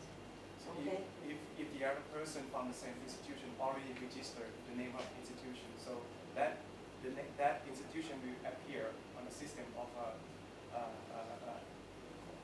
No, it works like that. You register to this so-called ECAS. You get an ECAS account. With this ECAS account, you are authorized to log in to the European Commission system, to the Research Participants Portal. And when you are invited to participate in a proposal, or you will submit a proposal, you can, if you are a partner, the coordinator will put you as a contact point, namely you, not the institution, not your institution, but but you as a scientist or participants, or who is in charge of the proposal in your institution. Okay? So this is how it goes. Any other question related to this topic? Okay. Then thank you for your attention. Let's, what the time is? What is the schedule? 5 minutes to 12. So 5 minutes to 12. Then we will have a lunch now, or what? Lunch break? Okay. What time is that? Sorry? What time back? How we plan? Around, I guess. 1:30.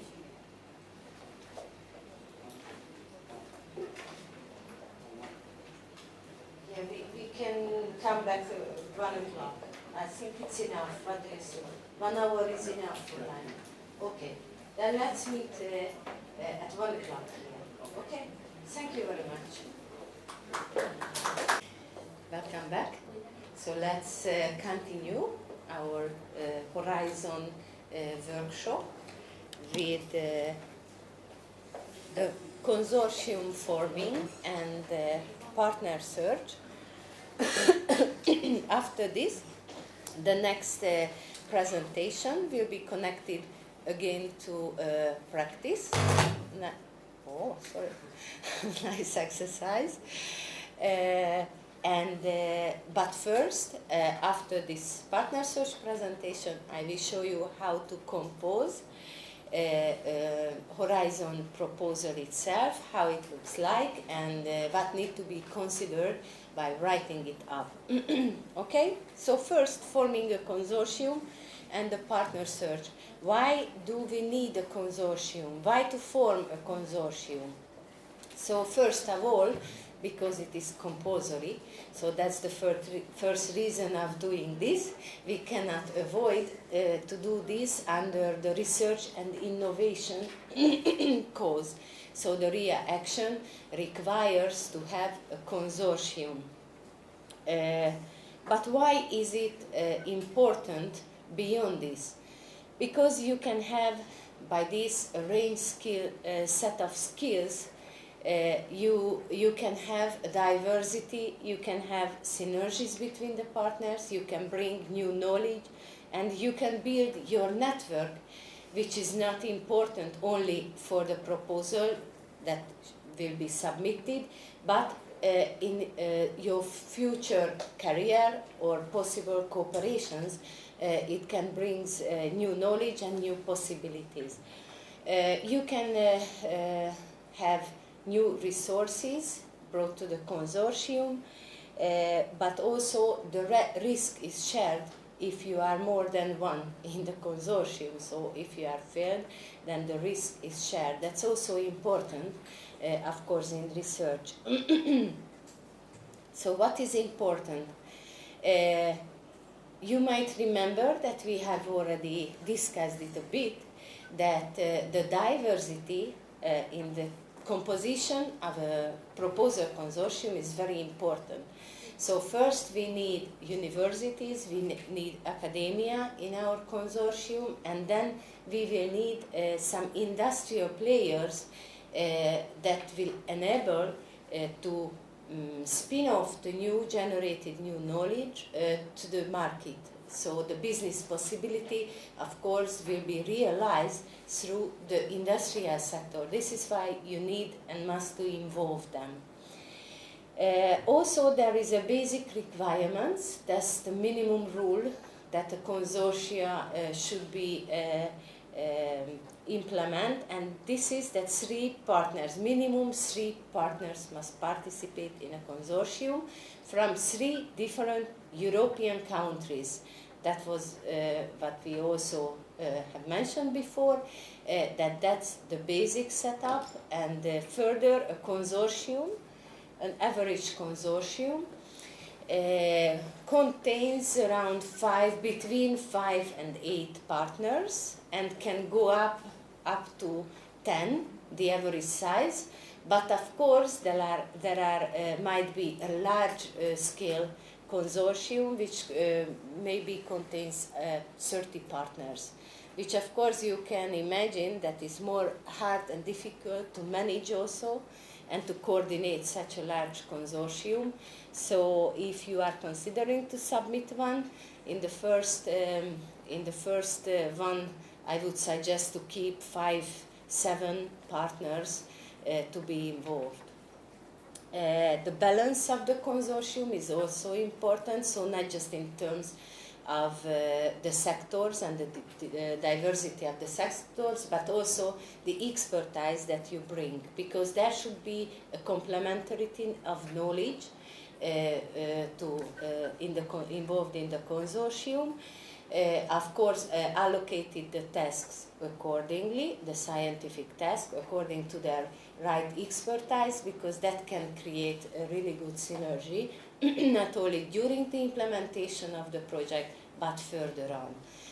You can settle up this really nice network that in the future you can build new proposals.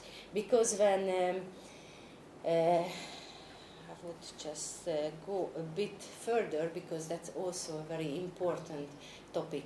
When you are starting to build up first your proposal and you have never been involved before, and you might not have the experience not only in European projects but only European partnerships or multinational partnerships. That's a critical question, to have partners on board who you trust in, who are really reliable, from who you know, about who you know that they will deliver not only the scientific task, but they will deliver a report for you. Because as a coordinator, just imagine that you are stuck in with writing up the report. You have a strict deadline required from the EU to be kept. And you are waiting your partners to contribute your report to be finalized, and they are not sending you. So that's really a hassle. So you need to know your partners really well, and you need to trust them in order to be a really fruitful cooperation. Because that will be the problem in the end of the day of the coordinator, and not only the partner who is not implementing or delivering. Yes, we talked about this. So what is the purpose of the consortium? Of course, to distribute the task, the scientific task to be implemented during the project, well balanced, that each partner has its own deliverables, has its own scientific task and contribution. It will, of course, set out rights and obligations. The consortium will carry out the project itself, and as I mentioned, you can build up onto this cooperation in the future as well. That's an empty slide.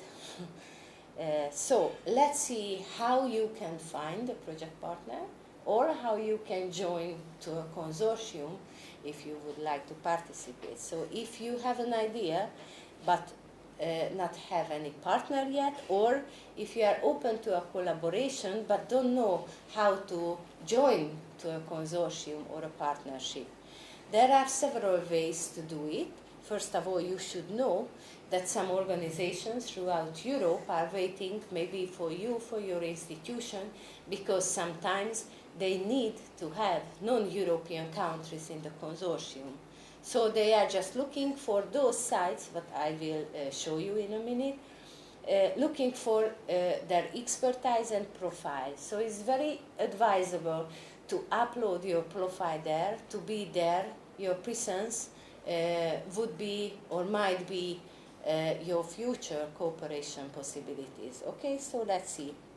First of all, there is a partner search facility in the European Union portal. Basically, it is connected to the site that I have showed you before, and this is the research participants portal. We will go there because I would like to show you. I have already opened it. Yes, so this is the Cordis partner search site. That would be the first to register in and upload your institutional profile. Expertise, project idea, how many persons are in your group, what is their expertise, what can you offer, why would it be good to involve you in a consortium. So all information would be a benefit to put there, all kind of information related to a project proposal that you would like to participate in. So let's see, in this site you can search for partners, and if you are registered and submitted your profile, then this is the facility where others will find you. So this is why it's important. As you can see, for 4,500 profiles can be found at this moment here. And if we just take a look there, sometimes they are just announcing their project idea. For example, they put there that, okay, I have a project idea. They provide a short abstract about it, and then they provide details on what kind of expertise, what kind of partner they are looking for. And if you track this site and you recognize yourself that, hey, I have this expertise, you can just get in touch with them and try to connect to this, to the proposal.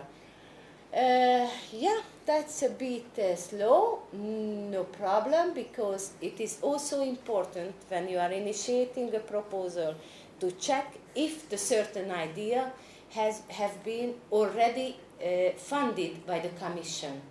Because if it was already funded, or the same topic, or even the very close topic, or very related topic, it is wise to know about it, even to mention it in your proposal, that you exactly know that it was already funded. However, your proposal goes beyond to that already funded proposal. So it must be justified that you go beyond the state of the art, what is already existing. Okay, so meanwhile, it is just uploaded. You can see here the expertises and the countries listed too. Okay, or not? It came back, sorry about it. Anyway, if you click on here, the project results, you can have a list even filtered to Thailand. So, for example, you can see that what kind of project was funded, initiated, coordinated, or by participation of Thai institution, which is very interesting to know, I think. And also, this is the menu where you can find the other selected and funded proposals. So, to check if your idea has been already funded by European Union money. Okay, let's go back. Or not? Yes. So there are other specific partner search services, like the Fit for Health, which is only and specifically opened for health projects. If you remember, this is under the societal challenges pillar, and health, demographic change and well-being. So all partners, all institutions who are interested in announcing or starting a proposal, they have already an idea, looking for partner, or either want to join to a consortium in this topic, under this topic. They are here in this Fit for Health site, which is also funded by the European Commission. So the Fit for Health is also a project itself, paid by the European Commission. That's very interesting, and they are supporting the partners with trainings and so on. Mainly, they are providing help for SMEs. That's their main focus. However, these partner search are available for everyone. And the other tool might be for partner search and to join to a consortium is the LinkedIn. I don't know, Andras, if you would like to talk about it, because you really use this tool for connecting others, and you have an impressive network there already built in, and I would like you to tell about this some words. How many of you have a LinkedIn account? 1, 2, 3, 4. Okay, so 4 or 5 people. That's pretty good. I think it's a very good opportunity for networking, although sometimes it feels like too much of junk mail, because if you are very active in many discussion groups, you will get a bit too many messages. But from the other hand, LinkedIn is a good place to look up your profile so others can see you, and also you can look at other people's profile. I have about 1,500 connections, and it means that very regularly people try to connect with me, because I see people connected like second level, so somebody I already directly connected with, the second level comes up as offering, as connection. Going to meetings very often, I connect with LinkedIn after as a follow-up, so you are welcome to connect with me on LinkedIn. The advantage, if we connect with each other, you have this second level of people. So 1,500 is the first level. By mathematics, average people has several hundred connections, so it really multiplies the number of your connections to a few hundred thousands already on the second level, what you can really directly connect. If you pay, there is a, of course this is business, so if you pay for a extra service, you will see the third level of connections, and you can connect third level of connections. We are talking about over 1 million scientists, that level. So this is really powerful, because it's connectivity for EU projects also is very important. So, and sometimes you just connect that person, they click OK, and they see you, and then you connect about a project idea, and that helps. Also, it's like a little bit like an introduction, and they see who you know, they know, so it builds a little bit of extra trust compared to just going there and sending an email without any kind of introduction. The other thing in LinkedIn, there are discussion groups you can join, and for Horizon there are actually too many discussion groups. You can have health course, you can have material course, you have different kind of discussion groups which often have several thousands or tens of thousands of members. And very often project ideas, they are coming up, and search for partners coming up. So it's a little bit like junk mail, because I'm involved in too many discussion groups. But sometimes if I have time to quickly browse through, I already got into 3 or 4 projects through following up and telling them, okay, what you are looking for, we have it, so here we are. So it's not a bad tool on your own without any other anybody else helping you, just detecting partner searches. One more thing what we use LinkedIn for, because it's not easy to find good scientists in a company. We can offer good salaries, but still it's not easy to find really the appropriate person with a good training. So especially with the on LinkedIn, you have like people endorse your expertise. So basically cell biology or stem cells or nanomaterials. So this is like keywords for a search for jobs or people expert. So you can all use it for a job search, but even more, human resource managers are using LinkedIn at several places. Instead of paying companies for headhunting, you can use it with a priority service. You can basically search 1 million profile of scientists, and then your keywords are coming up, then you select those which might be interested, and you are sending out job offers, potential offers. Send me a CV, maybe we have a job for you. So that's also an important added value. So I would like to encourage you to join LinkedIn. I'm not getting paid by LinkedIn, so this is not a commercial. Just I see the added values in that.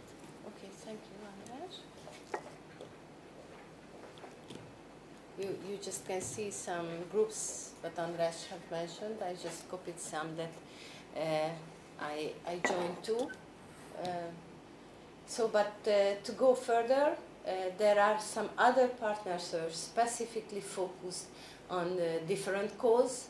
The call is the general one, that you suppose, and I would strongly suggest to take a look and to join if you prefer and really would like to do something in Horizon.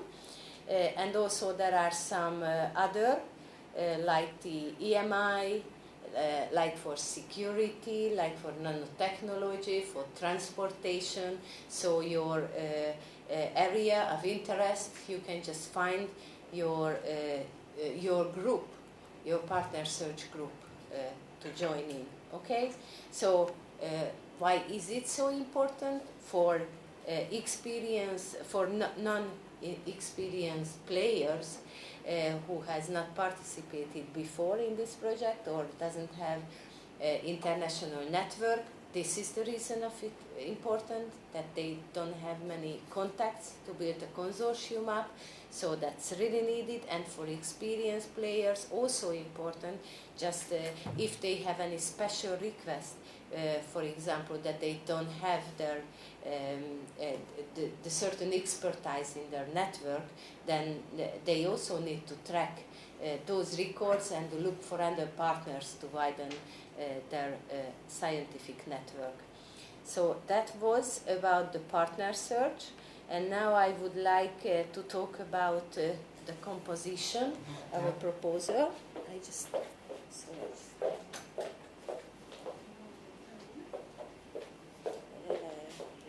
okay. So now we will go through how a proposal is composed, what are the main components, what to put attention to, and meanwhile I'm talking about this. I will disclose you what will be the next exercise that we will do after this presentation, because I would like you to keep in mind during this presentation. Your task will be, and I would like you to work in groups.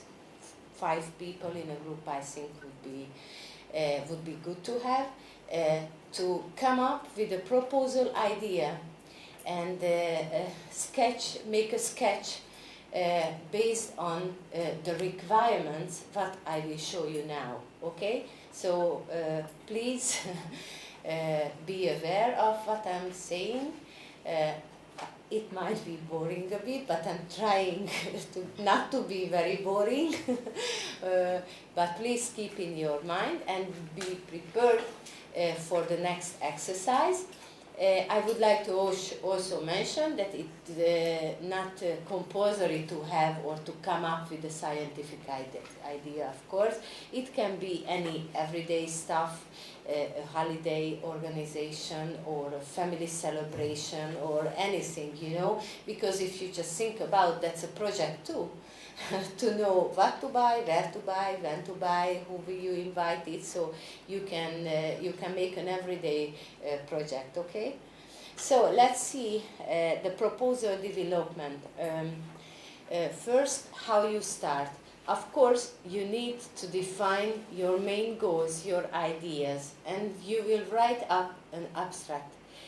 Then you will go and check your funding possibilities in the EU site, on the Research Participants Portal. And also, you need to fit it to the call requirements. As I showed you in the portal, there are certain attributes that you must match your idea in. This is one of the scope, this is one of the indicators that is expected by the EU. That all should be matched before you start a proposal. So make sure that you are really suitable, your idea really goes and match to the call you have chosen. Study all the related documents, all the guidelines, and check if what kind of projects in your topic or idea have been already funded. You can search it on Cordis website, partner search website, as I showed you. Also think about the time schedule and identify the submission deadlines, because that will allow you to define the submission procedure, and you must keep in mind to be and keep the deadline, of course, the submission. What are the key elements of a good proposal? Let's see. The first one, of course, to have a good idea. What a good idea is. First, a good idea is a new idea.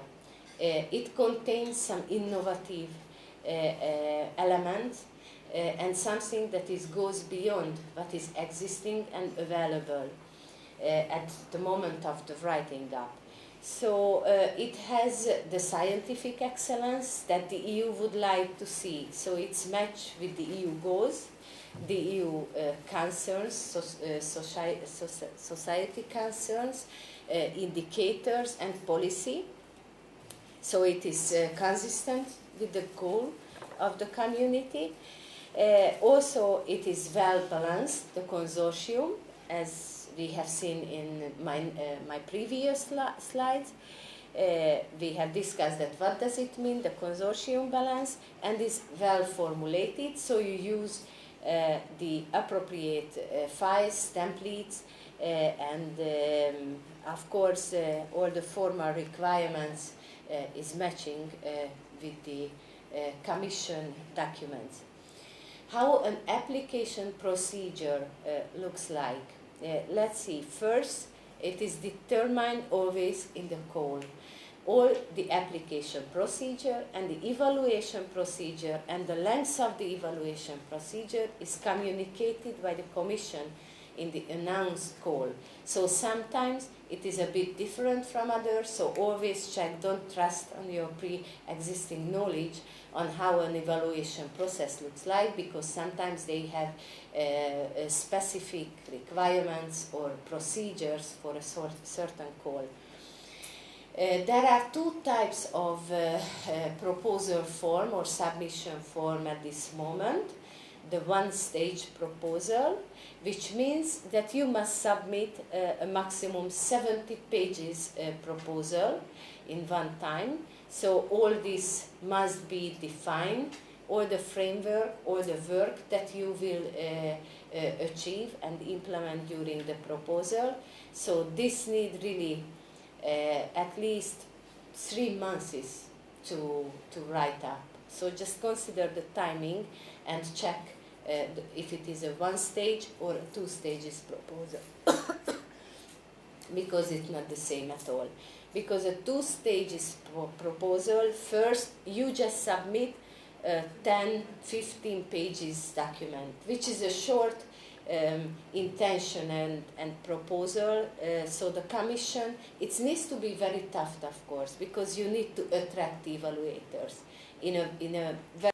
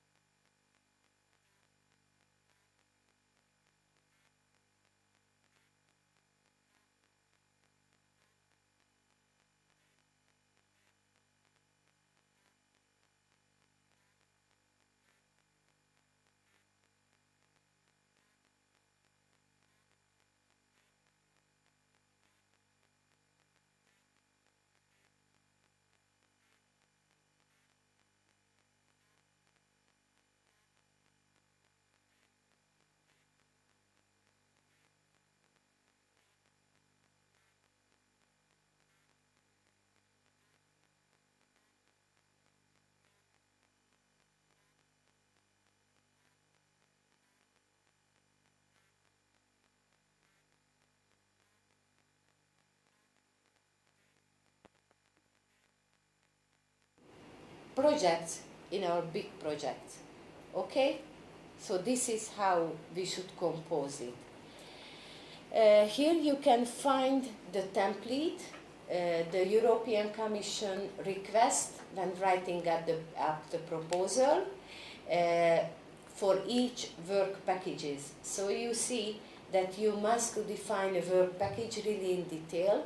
You must give the objectives, you must give who will be the leader, you must give all the partners who will be involved, you must define the tasks and the deliverables and the milestones. And further to this, I will talk about it a bit, the risks of a work package.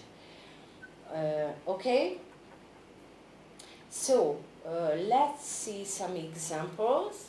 What can be a deliverable? A deliverable can be a report, can be an SOP, can be a prototype, can be a software, can be an IP strategy, a dissemination strategy, can be a business plan, for example, if we are talking about going to the market. It can be publication, it can be media coverage, or website, or other kind of electronic means for disseminate the project. So many things which is tangible, which is a real outcome of the project, and you can report it. So the basic requirements about the deliverables are that must be well balanced, as the consortium itself, of course. What does it mean? It means that every partner must have its own tasks. It must participate in at least one work package. All work package, it is wise to distribute that all partners, or almost all partners, or at least the key partners, have its own work packages. So it is not good if one or two partners will be in charge of all of the work and deliverables. So the European Commission must see that all partners has its own role, an essential role and expertise to be in the consortium. Otherwise they might think that why are they there? There is no reason to involve those partners who has no task. Okay?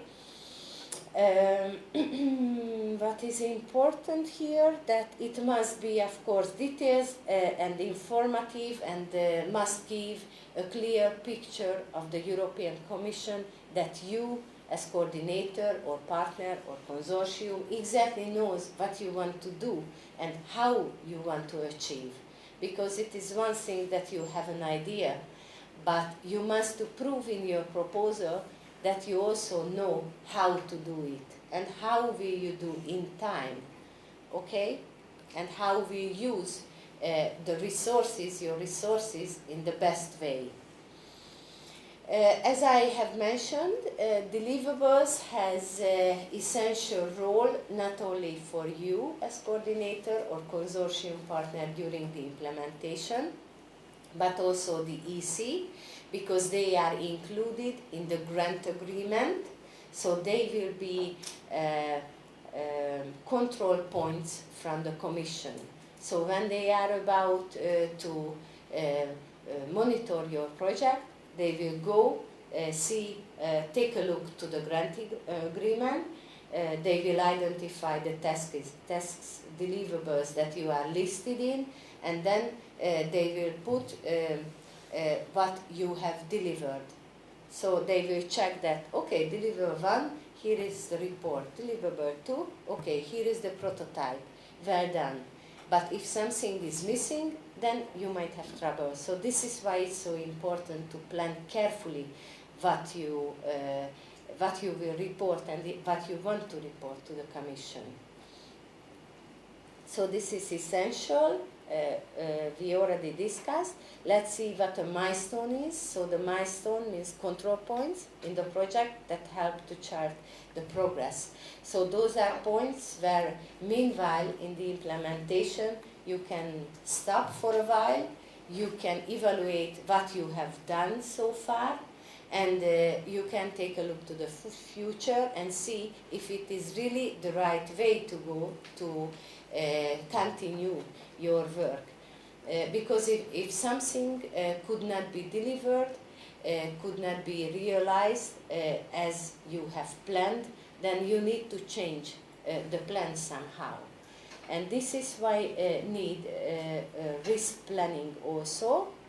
I will show you here, which of course, as research is risky sometimes, there might be risks that will arise, of course, during the implementation, and the Commission also claims you and requires that in the proposal already you will define and list those possible risks that might emerge during the implementation, and that you must prove that you already know what you will do. So a kind of mitigation action should be defined there.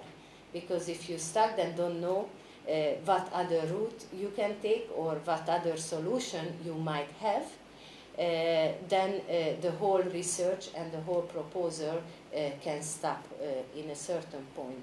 So when submitting or when preparing the proposal, you must identify all the risks that might appear during the project, and you must define a risk management procedure also, and you have to put it to your proposal that how you will deal with this. There are several risks that might appear. One is the technical or scientific risks. So 2-3 risks is wise to identify, or at least there is an informal expectation, let's say, from the Commission, so that they expect that you define at least 2-3 technical scientific risks. There might be some financial risk. There might be some administrative risk. What could be the administrative risk? What I have already mentioned, that a partner will not deliver the report for you, for example. And as coordinator, you must be able to handle this somehow. And you must prove to the Commission that at the time of the submission of the proposal, you as coordinator already knows how you will handle, how you will face with all these problems. There might be some IPR risk also, intellectual property risk. András will talk about intellectual property in the afternoon soon. So all of this should be described in the proposal and prove and propose mitigation actions connected to this. Let's see what parts Horizon proposal has. At this moment, we have 5 main points in all Horizon proposals. Sorry. Those are the excellence, the impact, the implementation, there is a partner description, and an ethics part. In the excellence part, you will describe the objectives, the relation to the work program, the state of the art, beyond the state of the art. You will describe the methodology of your research. You will prove that you bring something new. You will prove that you will go beyond what is already existing. In this part, you will also define and address the major concerns, the social and specific concerns of the European Union that is already requested. So you prove that your proposal is worth to fund, because there will be a benefit and really nice and good outcome for the European society. In the impact session, you must prove and explain first that you fit into the call, and then that how your proposal and what kind of impact will have the outcome of your proposal on the society, on the economy, on the business, and several aspects, and of course on the science, so several aspects must be considered here. The third point, main point of a proposal, is the implementation, which will describe the work that will be done, so the planning of the work that I have just showed you, the composition, which is the work packages, the deliverables, the milestones, the timing, the involved partners. So here you will show, in the first part you show that what do you want to do, and in this third part you will show how you will do, how you will reach your goals. Okay? The fourth part is the partner description. Here you must introduce your partners. Here you must show the complementary of your partners. So somehow you will justify why are they in the consortium, what are their expertise, what will be their tasks, do they have the capacity to deliver the scientific work that they are assigned to do. And the last one is the ethics, which is really important. This is all related ethical issue must be considered and should be proved that you are really knows all the regulation connected to your research from the ethics side.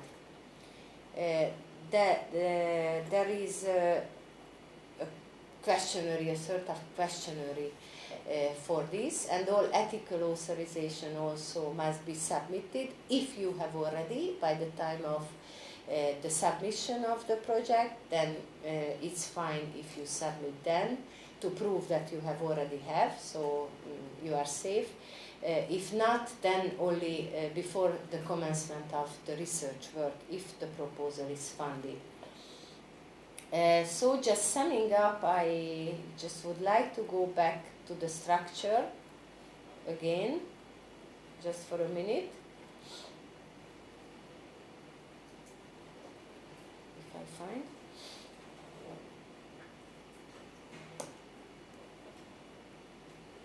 Yeah, here it is. Okay, just to show you again and summarize. We have the overall project idea first. This idea must be broken down to work packages.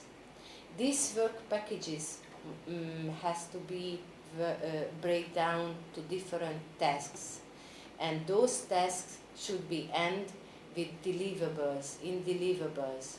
Okay, so this is the structure you should follow when planning your proposal, and also for the exercise that you will do. So take a note. Now shortly, a couple of words about the budget planning, and then the evaluation, and then the exercise will come. Okay, really shortly about the planning, the budget planning. So making the budget, of course, is essential because everybody wants the money out of the proposal. So it might be a long negotiation process with your partners or as a partner also. So the grant has basically composed of direct project cost and indirect project cost. Direct project cost, everything which is connected to the scientific work that will be implemented and should be calculated as actual emerged cost. Here goes the personal cost, the travel cost, subcontracting cost, equipment, because equipment can be bought to for the project, and up all of this, the indirect cost will come, which is a flat rate cost of 25% of all the direct cost. The flat rate means that you don't need to prove it with separate invoices and documents. So you have this amount of money in this bucket, and you can spend it for expenditures that are not directly related to the project. However, of course, related to the project, but not as the direct project cost. So telephone charges, renting, heating, and so on. Okay, so the general eligibility of an actual cost is that they need to occur during the implementation of the project. They are real and not estimated. They are supported by invoices, of course, and bank transfers and so on. Here is a chart about the composition of a budget. So you see you have the cost, basically eligible and non-eligible cost. I will list some non-eligible costs too, just for your knowledge. And we have direct and indirect costs. So the structure is basically very simple, I think, and it's not as difficult to calculate it. So I think it's if you know exactly your scientific contribution and the work you will do during the project, then it's not as difficult to define your budget if you know your institutional cost too, of course, personal and so on. Yes, let's see what are the ineligible costs. Interest, for example, or any debt and debt service charges, currency exchange losses, reckless expenditures, costs incurred during suspension of the implementation of the action, or doubtful debts. So all that is not related to the project or nothing to do with the implementation, it will not be eligible.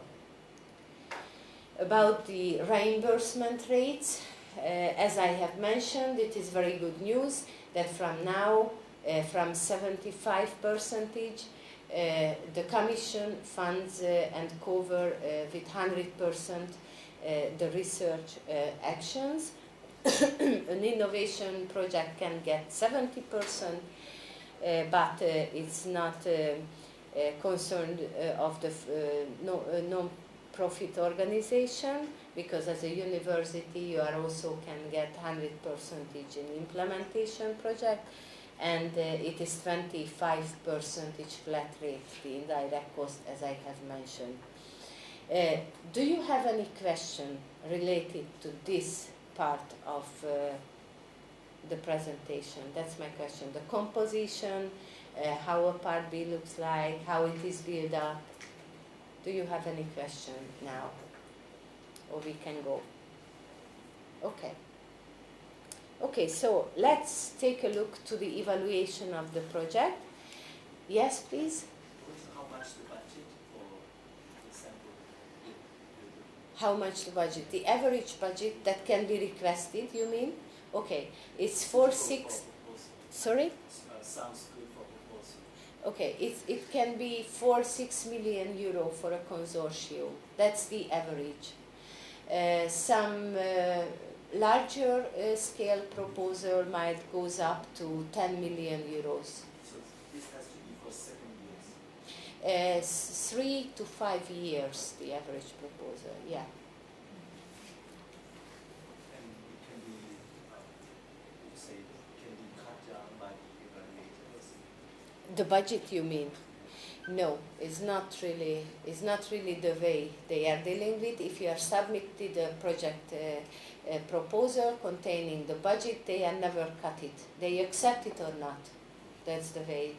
So it's very rare that they touch it. No. And the budgets come up in the periods, right? After you deliver it, it comes in pieces, right? You mean how the funding arrives from the Commission? This is what you mean? Okay.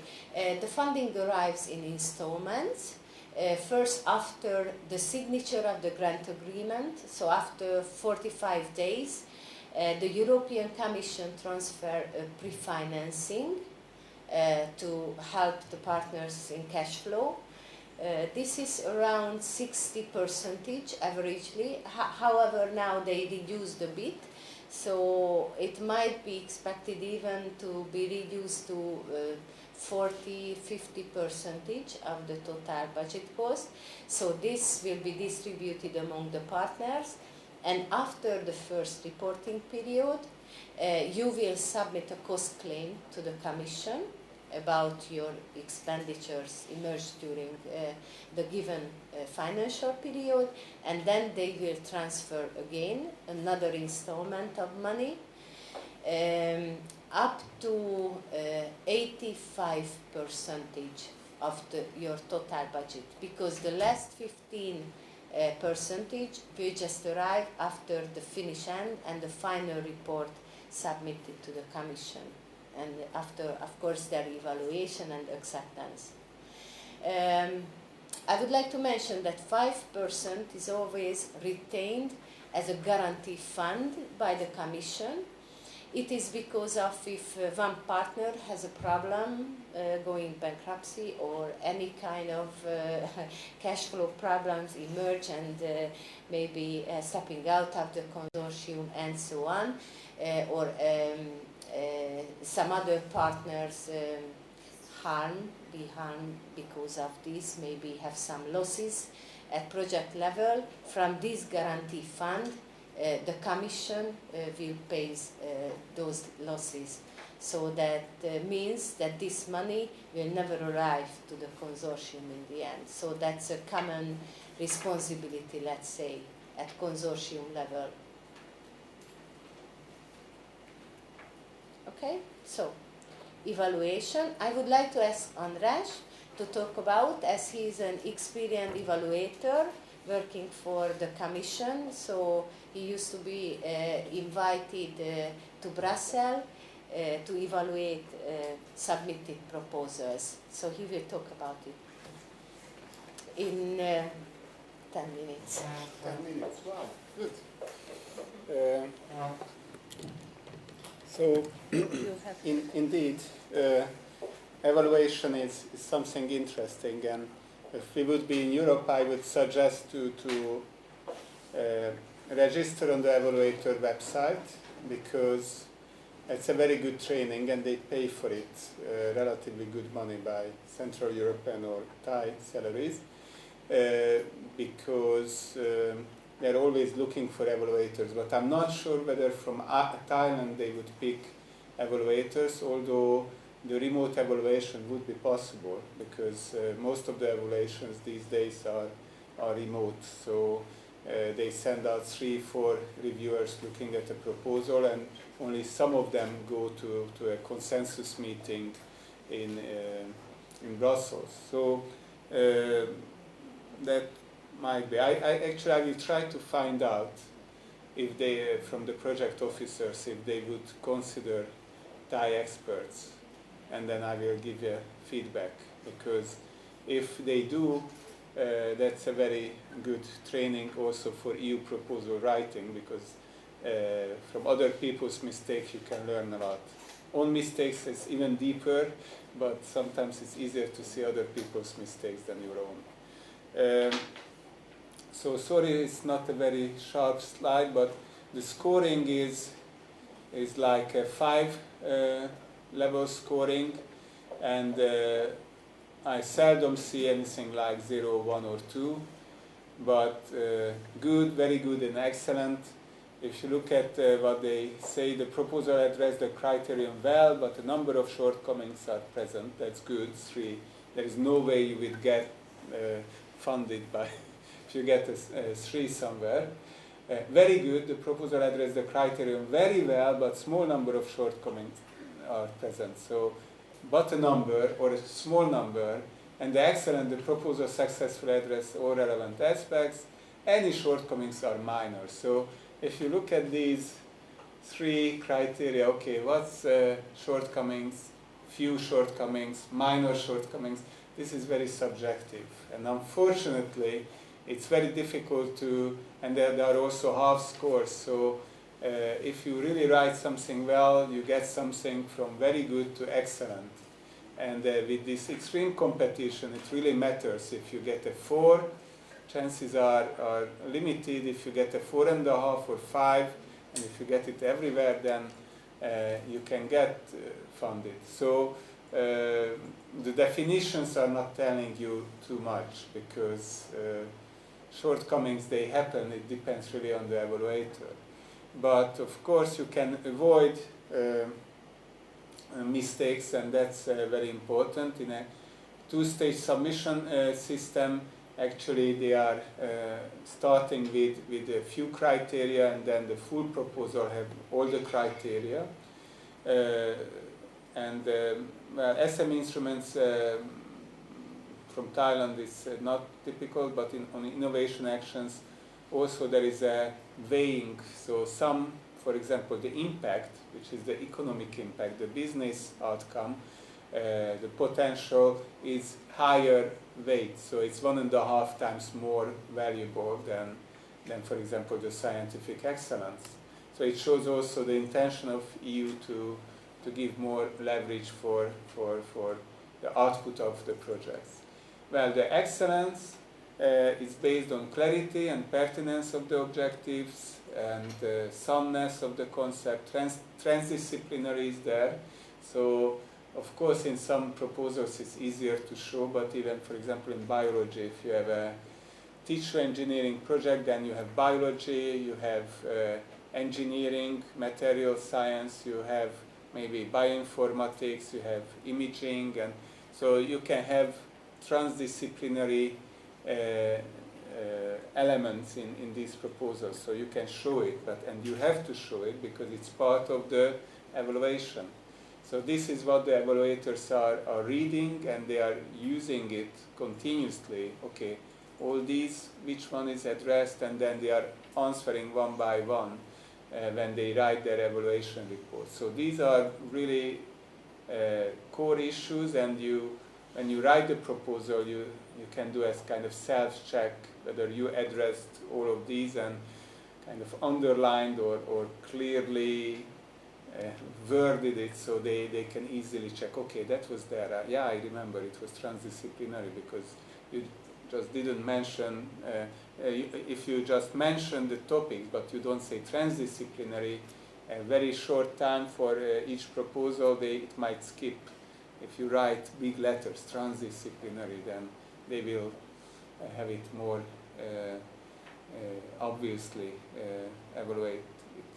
So, ambitious, innovation potential, beyond the state of the art, groundbreaking objectives, novel concept approaches. But what I would advise, there are some actions like FET Open where you really have to do something really, really novel, never tried before. Even there, we had some submissions, we got criticism, oh, it's too high, too risky.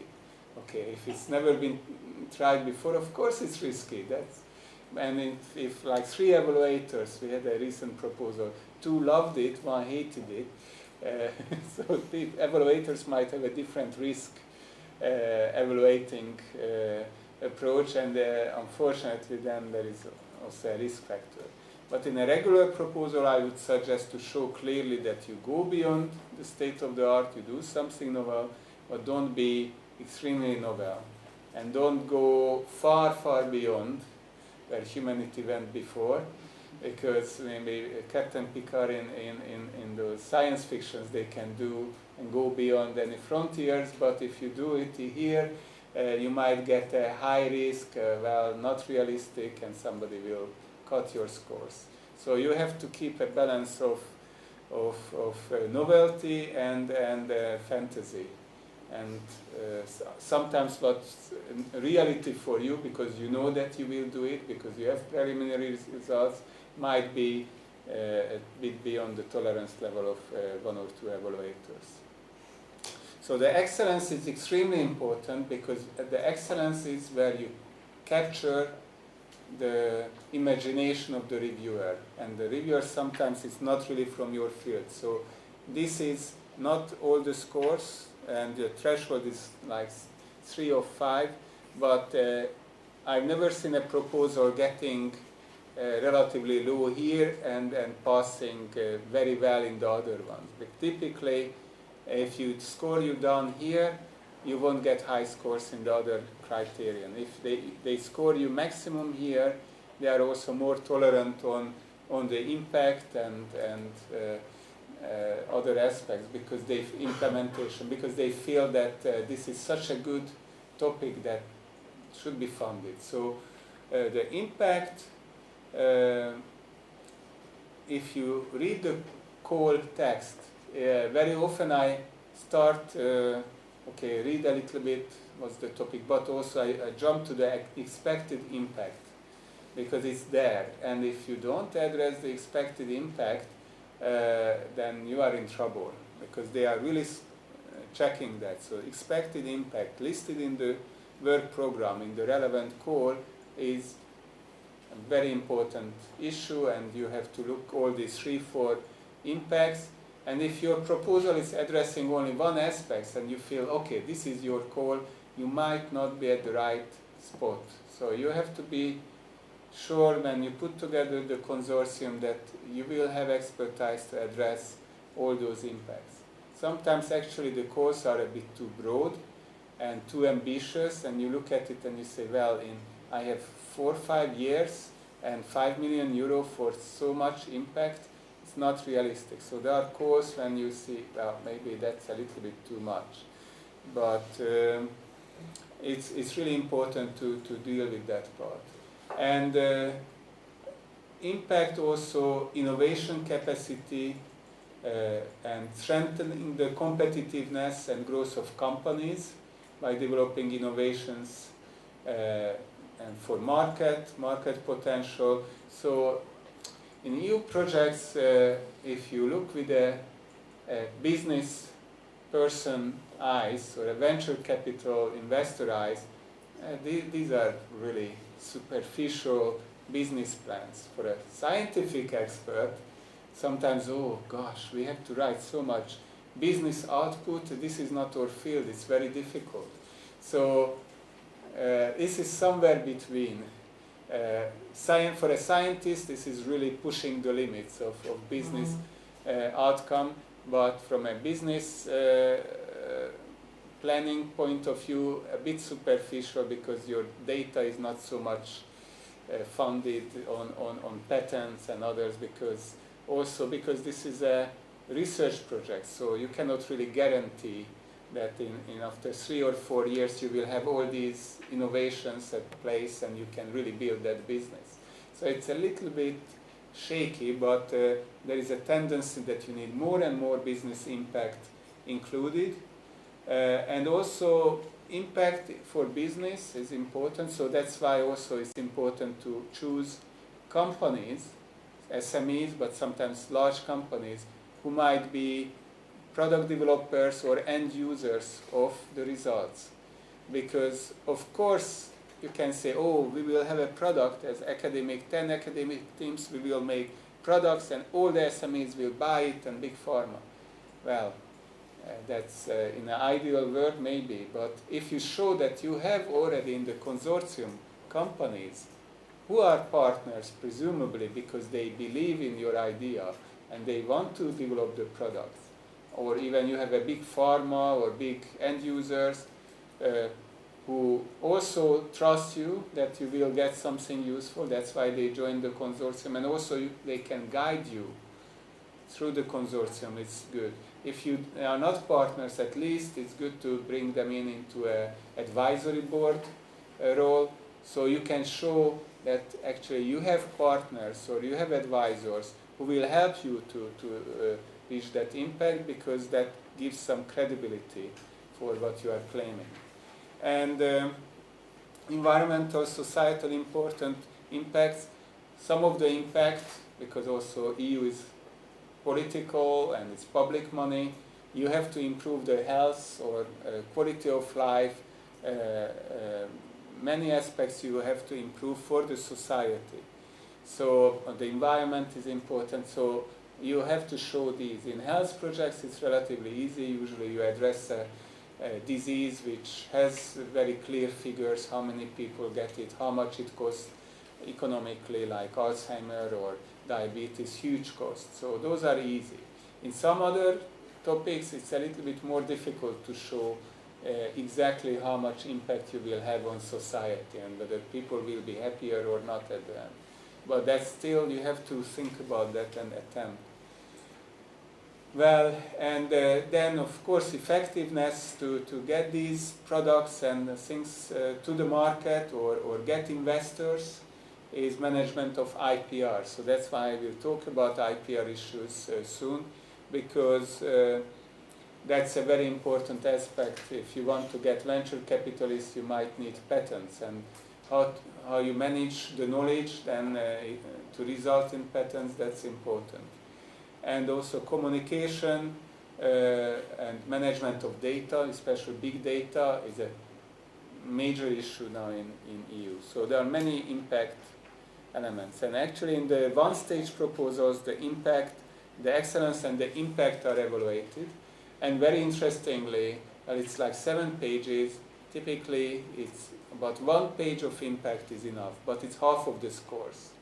So if you write only half a page impact and you think because you needed more space for the science, it might be a mistake, because you might lose half of the scores, you lose 1 or 2 points, and that's it, because you didn't pay enough attention to impact. You, as a good scientist, you carried away with the science to get the convincing part. So you have to leave enough space for impact. And quality and efficiency of the implementation, well, that's only in the full proposals where it's evaluated, but this has also 3 of 5 score. It's 1/3 of the score. Again, if you don't make it professional and really top quality, then you won't get the project, because the competition is extreme. The threshold might be 10 or 15, but with such a high competition, typically you need 13.5, but even more 14 or 14.5 minimum to get the money. I've seen in some health proposals, 15 of 15 were the winning. If you lost half a score, you were below the, you were above the formal threshold, but you were below the funding limit, because it was such an extreme competition. So it means that you have to get the maximum here, which is not so easy, because you have to have a good work plan, you have to show the task, allocation of resources, complementary of the participants, management structures, procedures, risk and innovation management. So many aspects, again, which are not so typical for an academic team to address. That's why actually very often these consulting companies are bringing in lots of best practices in this, because this is, again, not the typical academic approach. And one element here, you might choose, for example, small companies, because small companies are needed. But very often small companies chosen or found are not so much in the field, or not so much innovative, or not. So if they are not fully integrated and the evaluator is really accurate, it might pick it here that, okay, complementarity of the participants. Well, this SMA doesn't clearly have a task, doesn't get the budget for it, doesn't really fit, so why is that? Just to have SMEs? And it happened a lot in FP7. I've seen them, okay, we have a good academic project, but let's get 1 or 2 companies. But they were not integrated, didn't get the budget, and that's a potential weakness, and it can be downscored here. So we will get, as Zsófia mentioned, within 5 months, hopefully the evaluation summary reports, and then 3 months, which is actually fairly short, to get the signature, and also you have to sign not only the grant agreement by that time, but also the consortium agreement, and that's a little bit pushing the limits because you have to discuss with all the partners, IPR and other issues, money distribution in those. So that's it, and I think this is the timeline of the evaluation, and they are more or less they are keeping that. Okay, that's it. Thank you very much. Now I'm just checking the time because now if I hope you are prepared for your task is to draft the proposal up or come up with a project idea. Please form groups and you have, let's say, but we thought that around 3 you should start, so let's say that you have 20 minutes. Meanwhile, we will have coffee at 2:30, I think.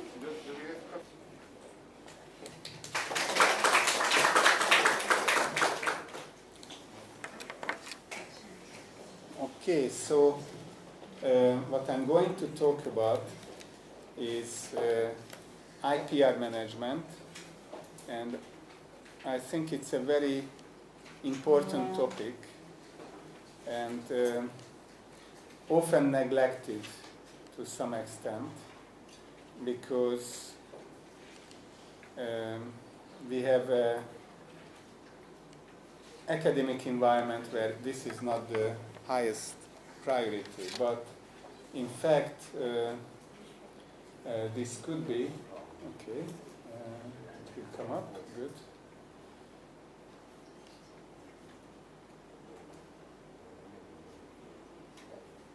Okay, I think it's jumped for the middle, so we go to the beginning. And I have too many slides for this, 68, so I don't think I will have enough time for that. But let's talk about this IPR protection. And as you already realize that intellectual property comes up as a high priority in EU projects because the impact, the outcome, the practicality of the project is very important. And of course you have different phases of creation and ownership, you protect it, you exploit, but these things are going in circles. So once you exploit also there are new ideas coming up, so it's a continuous cycle you want to follow. And what happens between researchers, especially in academia, and IP managers, that the researchers want to publish, and the IP managers say, okay, first get IP protection, keep the secrets as long as you are not protected. And actually both sides is right, but the IP managers are more right because indeed it's not a contradiction. A patent in many countries also considered as a high value publication in your evaluation.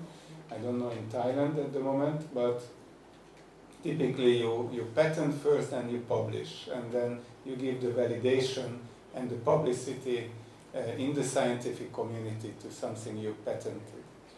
So why to protect? Because if a product is good, commercially viable, there will be competitors and there will be those who are copying it. And of course it looks very similar, but probably this one costs much less. So if you are not protected, then you might have the competitors killing you on the market because they didn't invest all the money you invested in developing this product. So when you start with the IP, you have to screen what's the situation, state of the art, whether it's novel, whether you have really freedom to use these things. You have to screen in depth, but also sometimes in wise, because if you have a complex technology, sometimes many potential intellectual property comes into the picture. So to understand whether you have the freedom to have this product, have this process, you have to have a fairly wide search. And when we are talking about creations of the mind, which can be protected, there are different. Copyright is for literary and art, so for music, for painting, you don't patent them, you go for the copyright because you can prove that this is your creation. For industrial property, you have registered rights, inventions, patents, utility models, trademarks, industrial design, geographic indication of source, like made in Thailand. Those are all certain levels of protections. And which one to choose, it really depends on your purpose. So a patent protects a product, a device, a process. A utility model is very similar. It's like a small patent. It's a little bit shorter period of protection. But trademarks, they distinguishing your goods and services of a company. A registered design protects the appearance or part of the product. Copyright protects the artwork in that product, and the trade secret is something you don't register, but you just keep it secret. So it protects the important core know-how you make it. So let's see a Coca-Cola bottle, because that's a classical one. It's still very well protected after more than 100 years of its invention. So the cap is patented, how you screw it and so on. The Coca-Cola is a registered trademark, but the label text is beautiful colors and shape.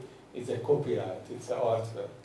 The liquid, you never revealed. Nobody knows what exactly in it except a few distinguished persons. Very often it's not even one person knowing all the ingredients. Maybe the owner of the company knows, but it's kept in a big vault and nobody can access, and people are mixing different ingredients without knowing the entire secret. That's how they kept it secret, as a trade secret. So if they patented it, 20 years later it would have been known for the entire world, and by now there wouldn't be a Coca-Cola company. So the bottle is a registered design. Actually it's a fairly special shape, so the design can be protected. So if somebody wants to copy this, they have to go through quite a few burdens, because they can be sued for many infringements of other people's protected rights. So the patents, they protect you for 20 years. A utility models is about 10 years. A trademark can be 10 years or even lifelong, depends on certain conditions, and the design 5 times 5 years. So these protections, typically they are not forever. And that's also, it gives freedom others to try to invent and then come up with copies. So a little bit freedom of market, but for a certain period of time you have a priority. And you can feel protected and recover the investment you made in the discovery process. So the role is transfer of technology, because very often those who invented are not the final producers.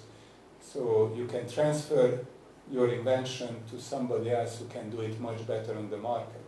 Big pharma companies these days, they don't invent the molecules. They are buying up other people's, other small companies or universities' inventions, discovering druggable targets and the molecules with it. So it's very important. Patents, they help the transfer of technology, because it gives a value and a protected value for the invention.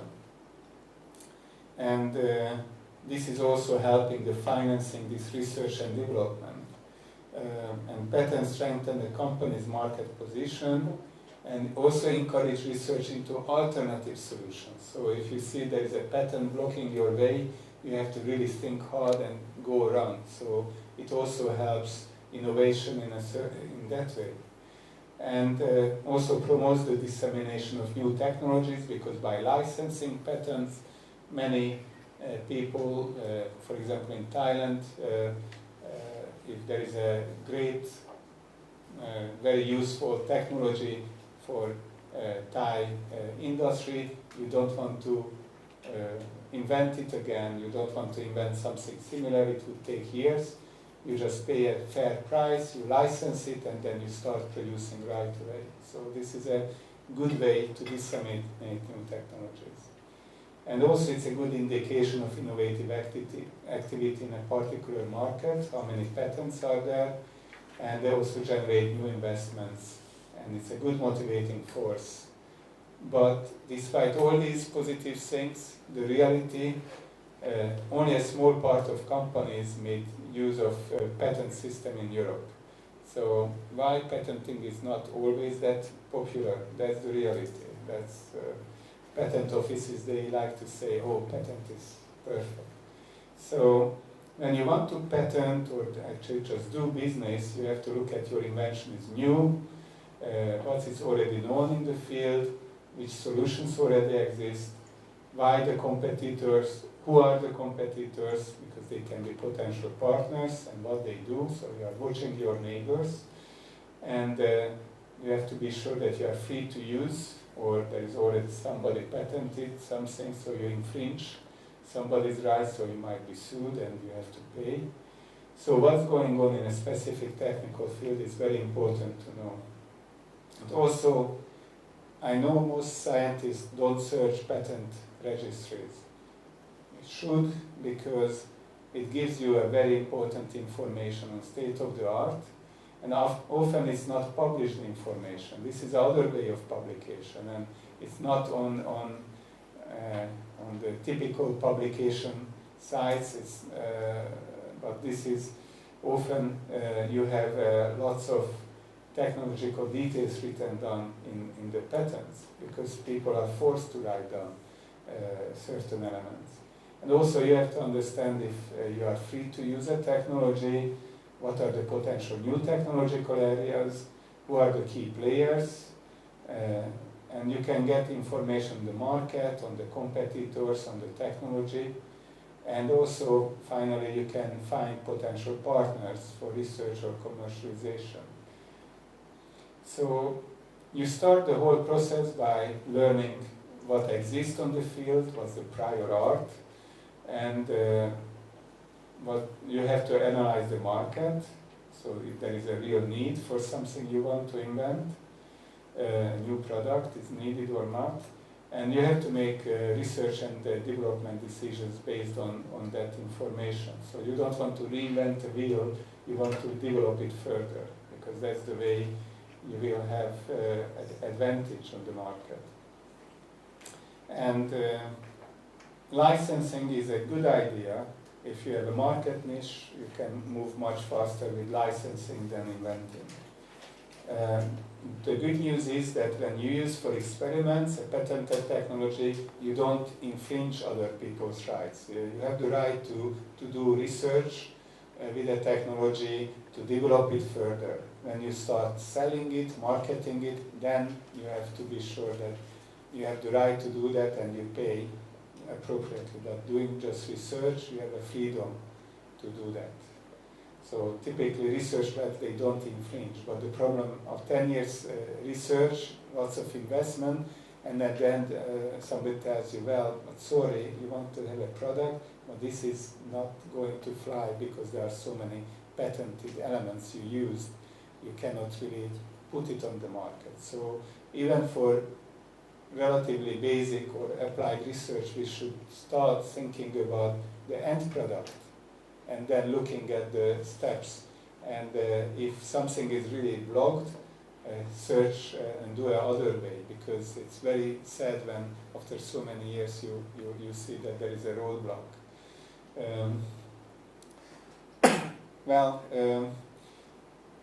The problem when you start the innovation, when you have the idea, just the idea, there is very little formal protection available, so you have to keep it secret. And the weakness that, of course, many of us, we go to conferences, meetings, we are very proud of being smart, so we talk about that, and that might leak the information. So in science, very often you say, oh, scientific freedom, I talk about everything I do, or the student talk about the professor's idea, and the professor later on find out that you cannot patent it because somebody else leaked information, put it on a poster, and it's public knowledge, you cannot patent it anymore. So you have to think about that very carefully. And then you start modeling, so you have a proof of concept, then you can start about the patenting process. But you have to make a go, no-go decision. So is it commercially viable? Can it be financially profitable? Because patenting, it costs money. And if you really want to maintain that patent long term, it costs quite a lot of money. So this is a business decision once you go, unless your university gives you a big bonus if you patent, regardless whether the patent is valuable or not, because then patent a lot, because you will get a lot of recognition. But if you are in a company, you protect everything with patents only if it is financially viable.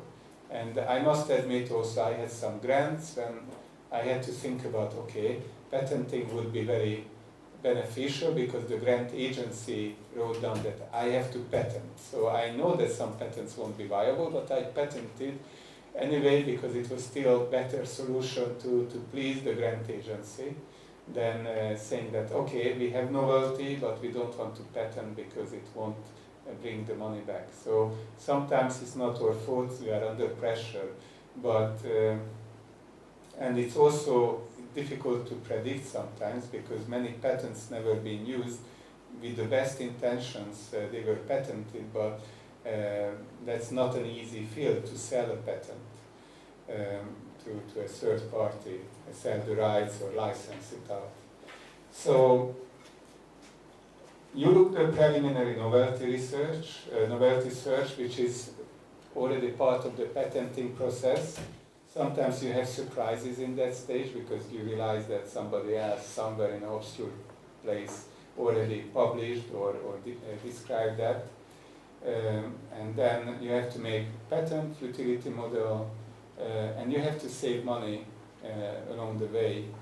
And also lots of free databases available. There are services for that, but also the free databases, lots of patent offices, they provide that. Like US Patent Office and European also, you have searchable databases. And IP strategy is always part of decision makings.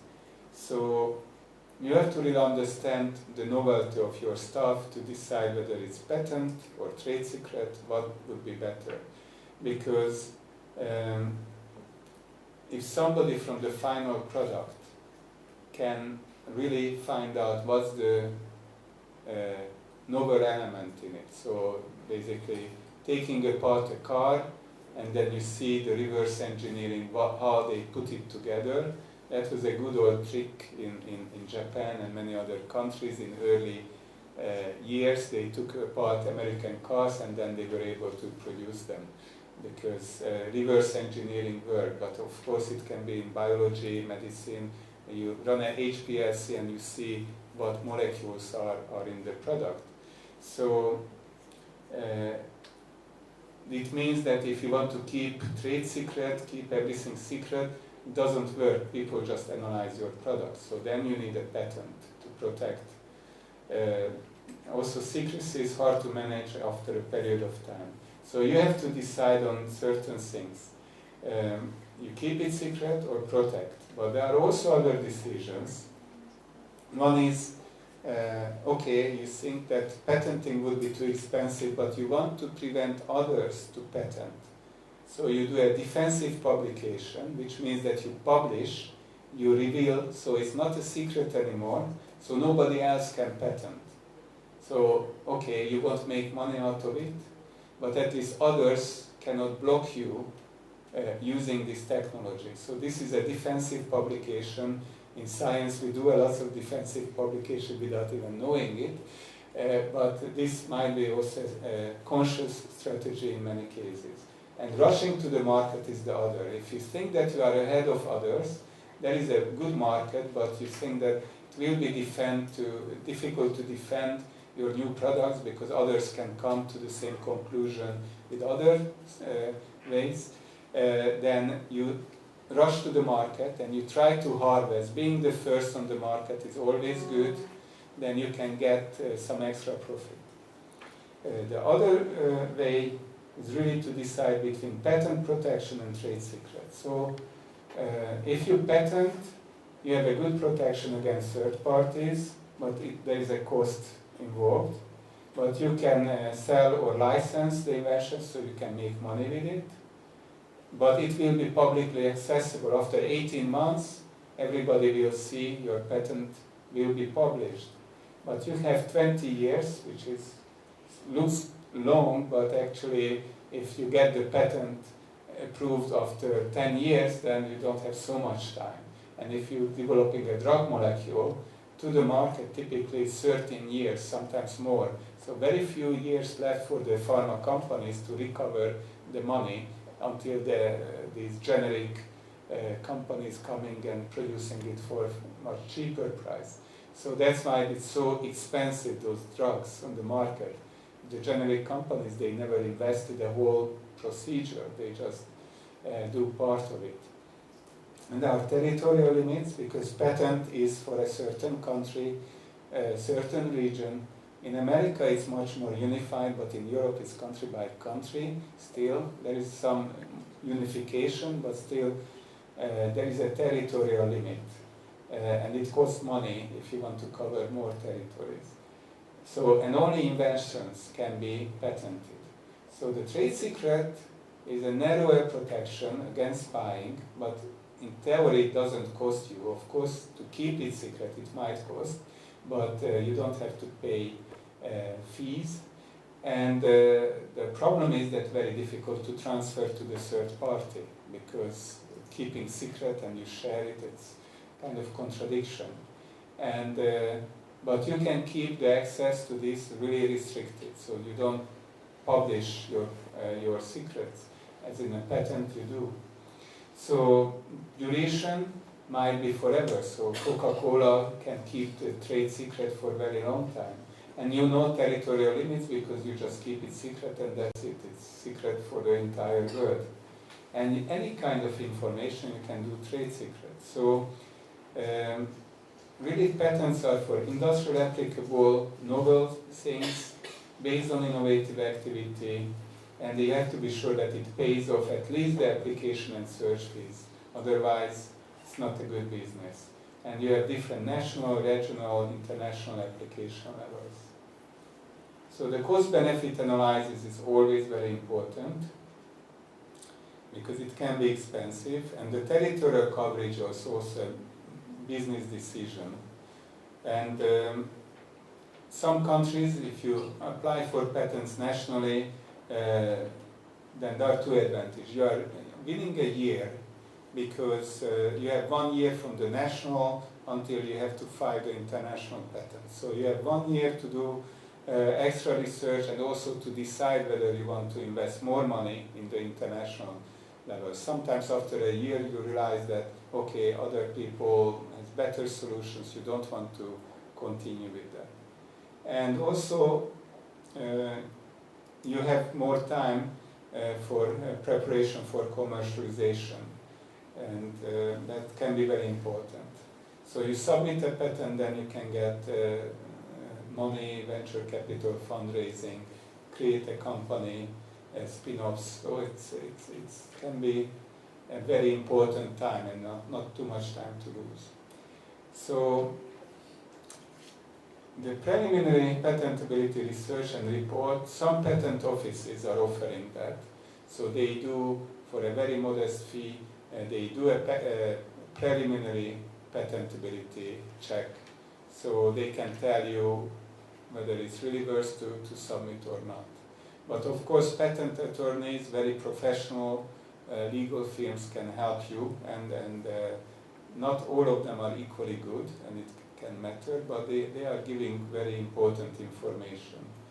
And so the international patent application, 12 months from the priority date, your national application, but still you keep that priority date, which can be very important because the first to submit the patent application has the rights. So if somebody else submits half a year later than your national, and you continue in time with the international, you are still the first one.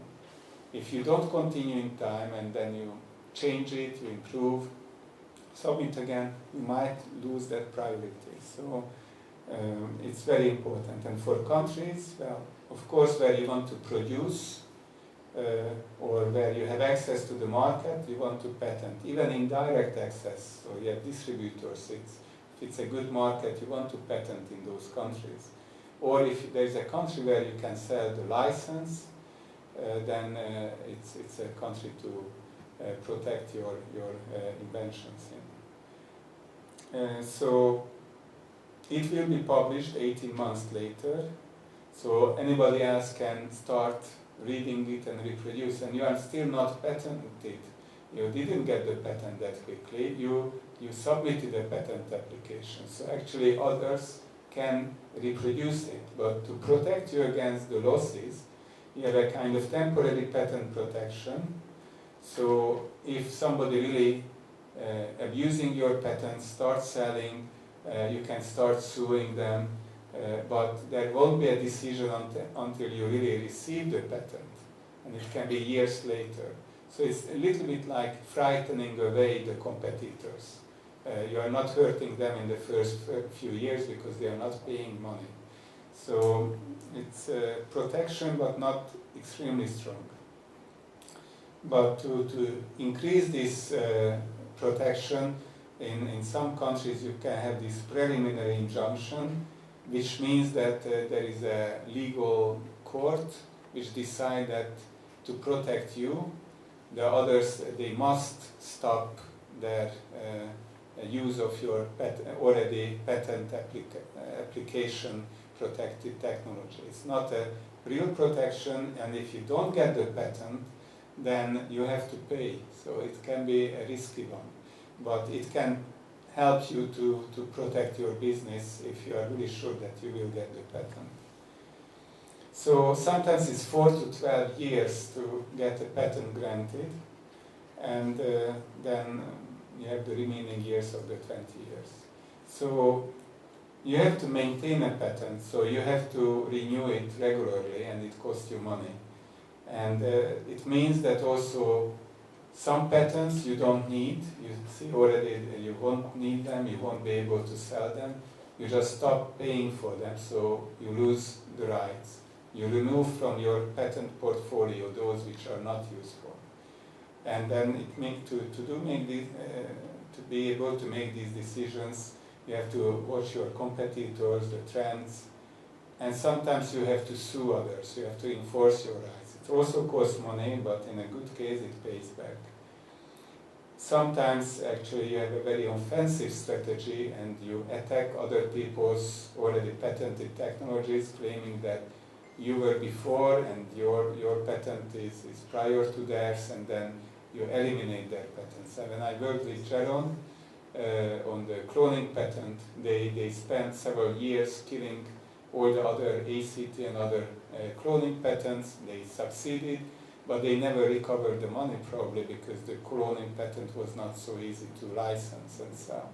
So that was a wrong business decision, in my opinion, but that was an offensive IP strategy from their side. So there are certain things you have to consider for patenting. So you must have an invention which is novel, and it must involve inventive steps, and it must be practical use.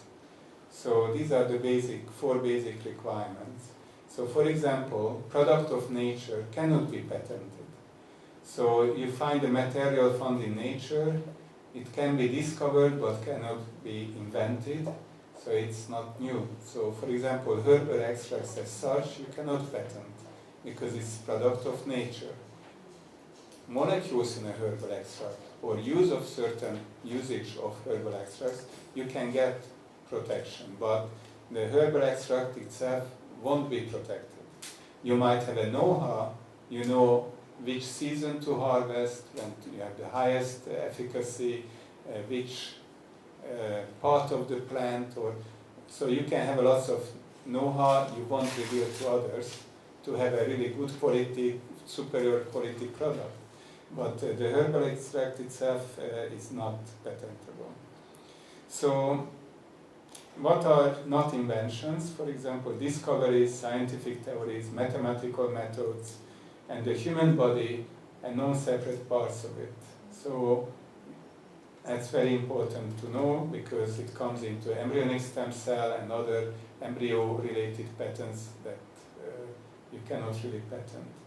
So there are EU directives like in biotechnological inventions. It's a little bit slippery slope. It's a gray zone sometimes because there was some big legal battles whether if you produce a biological material by technical processes, biotechnology, fermentation, genetic modification of bacteria, but you produce something which exists in nature, well, in these cases you can patent.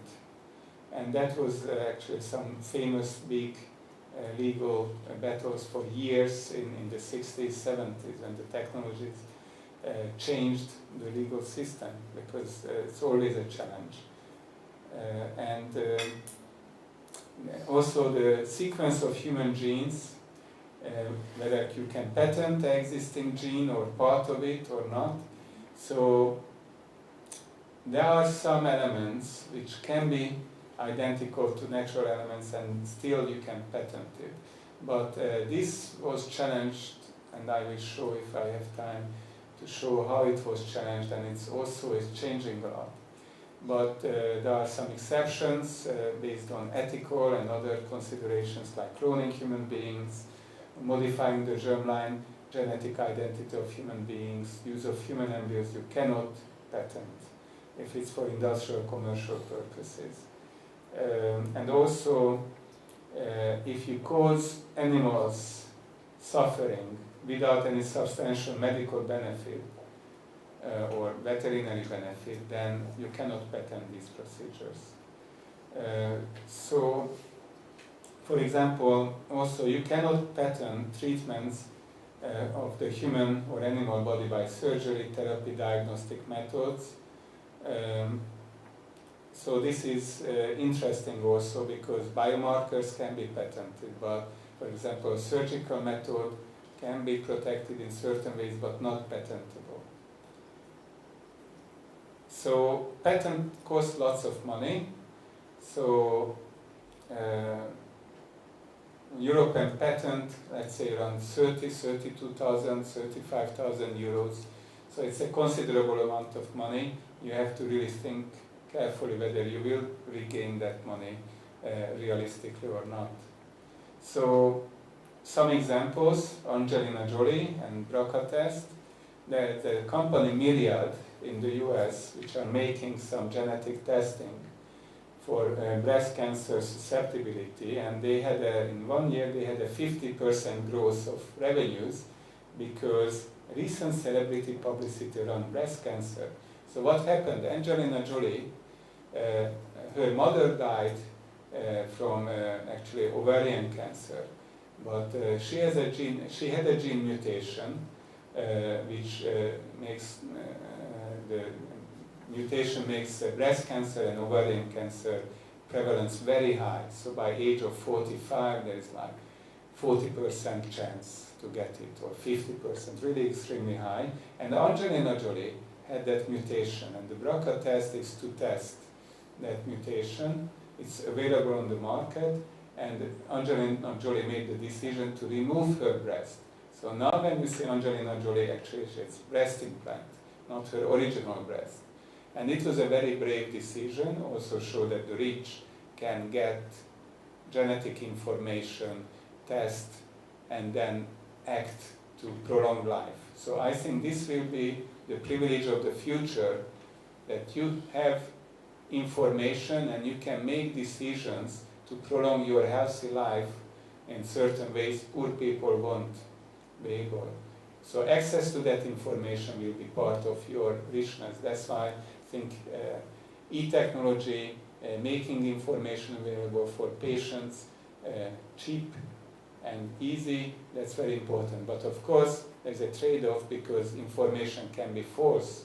So this is a really sensitive area right now. So what happened with this test? So Myriad was the company which spent about $500 million to find out these genes and develop the test. And then they are selling this test, and all over this, the whole field is like from $5 billion in 2010, it will be $25 billion business in 10 years later. So the BRCA analysis for the company is 74% of the total revenue for that company, and it was in 2013 it was $130 million in 1 quarter of the year. So it means that it's really big business for them. And there are other companies starting to do the same test.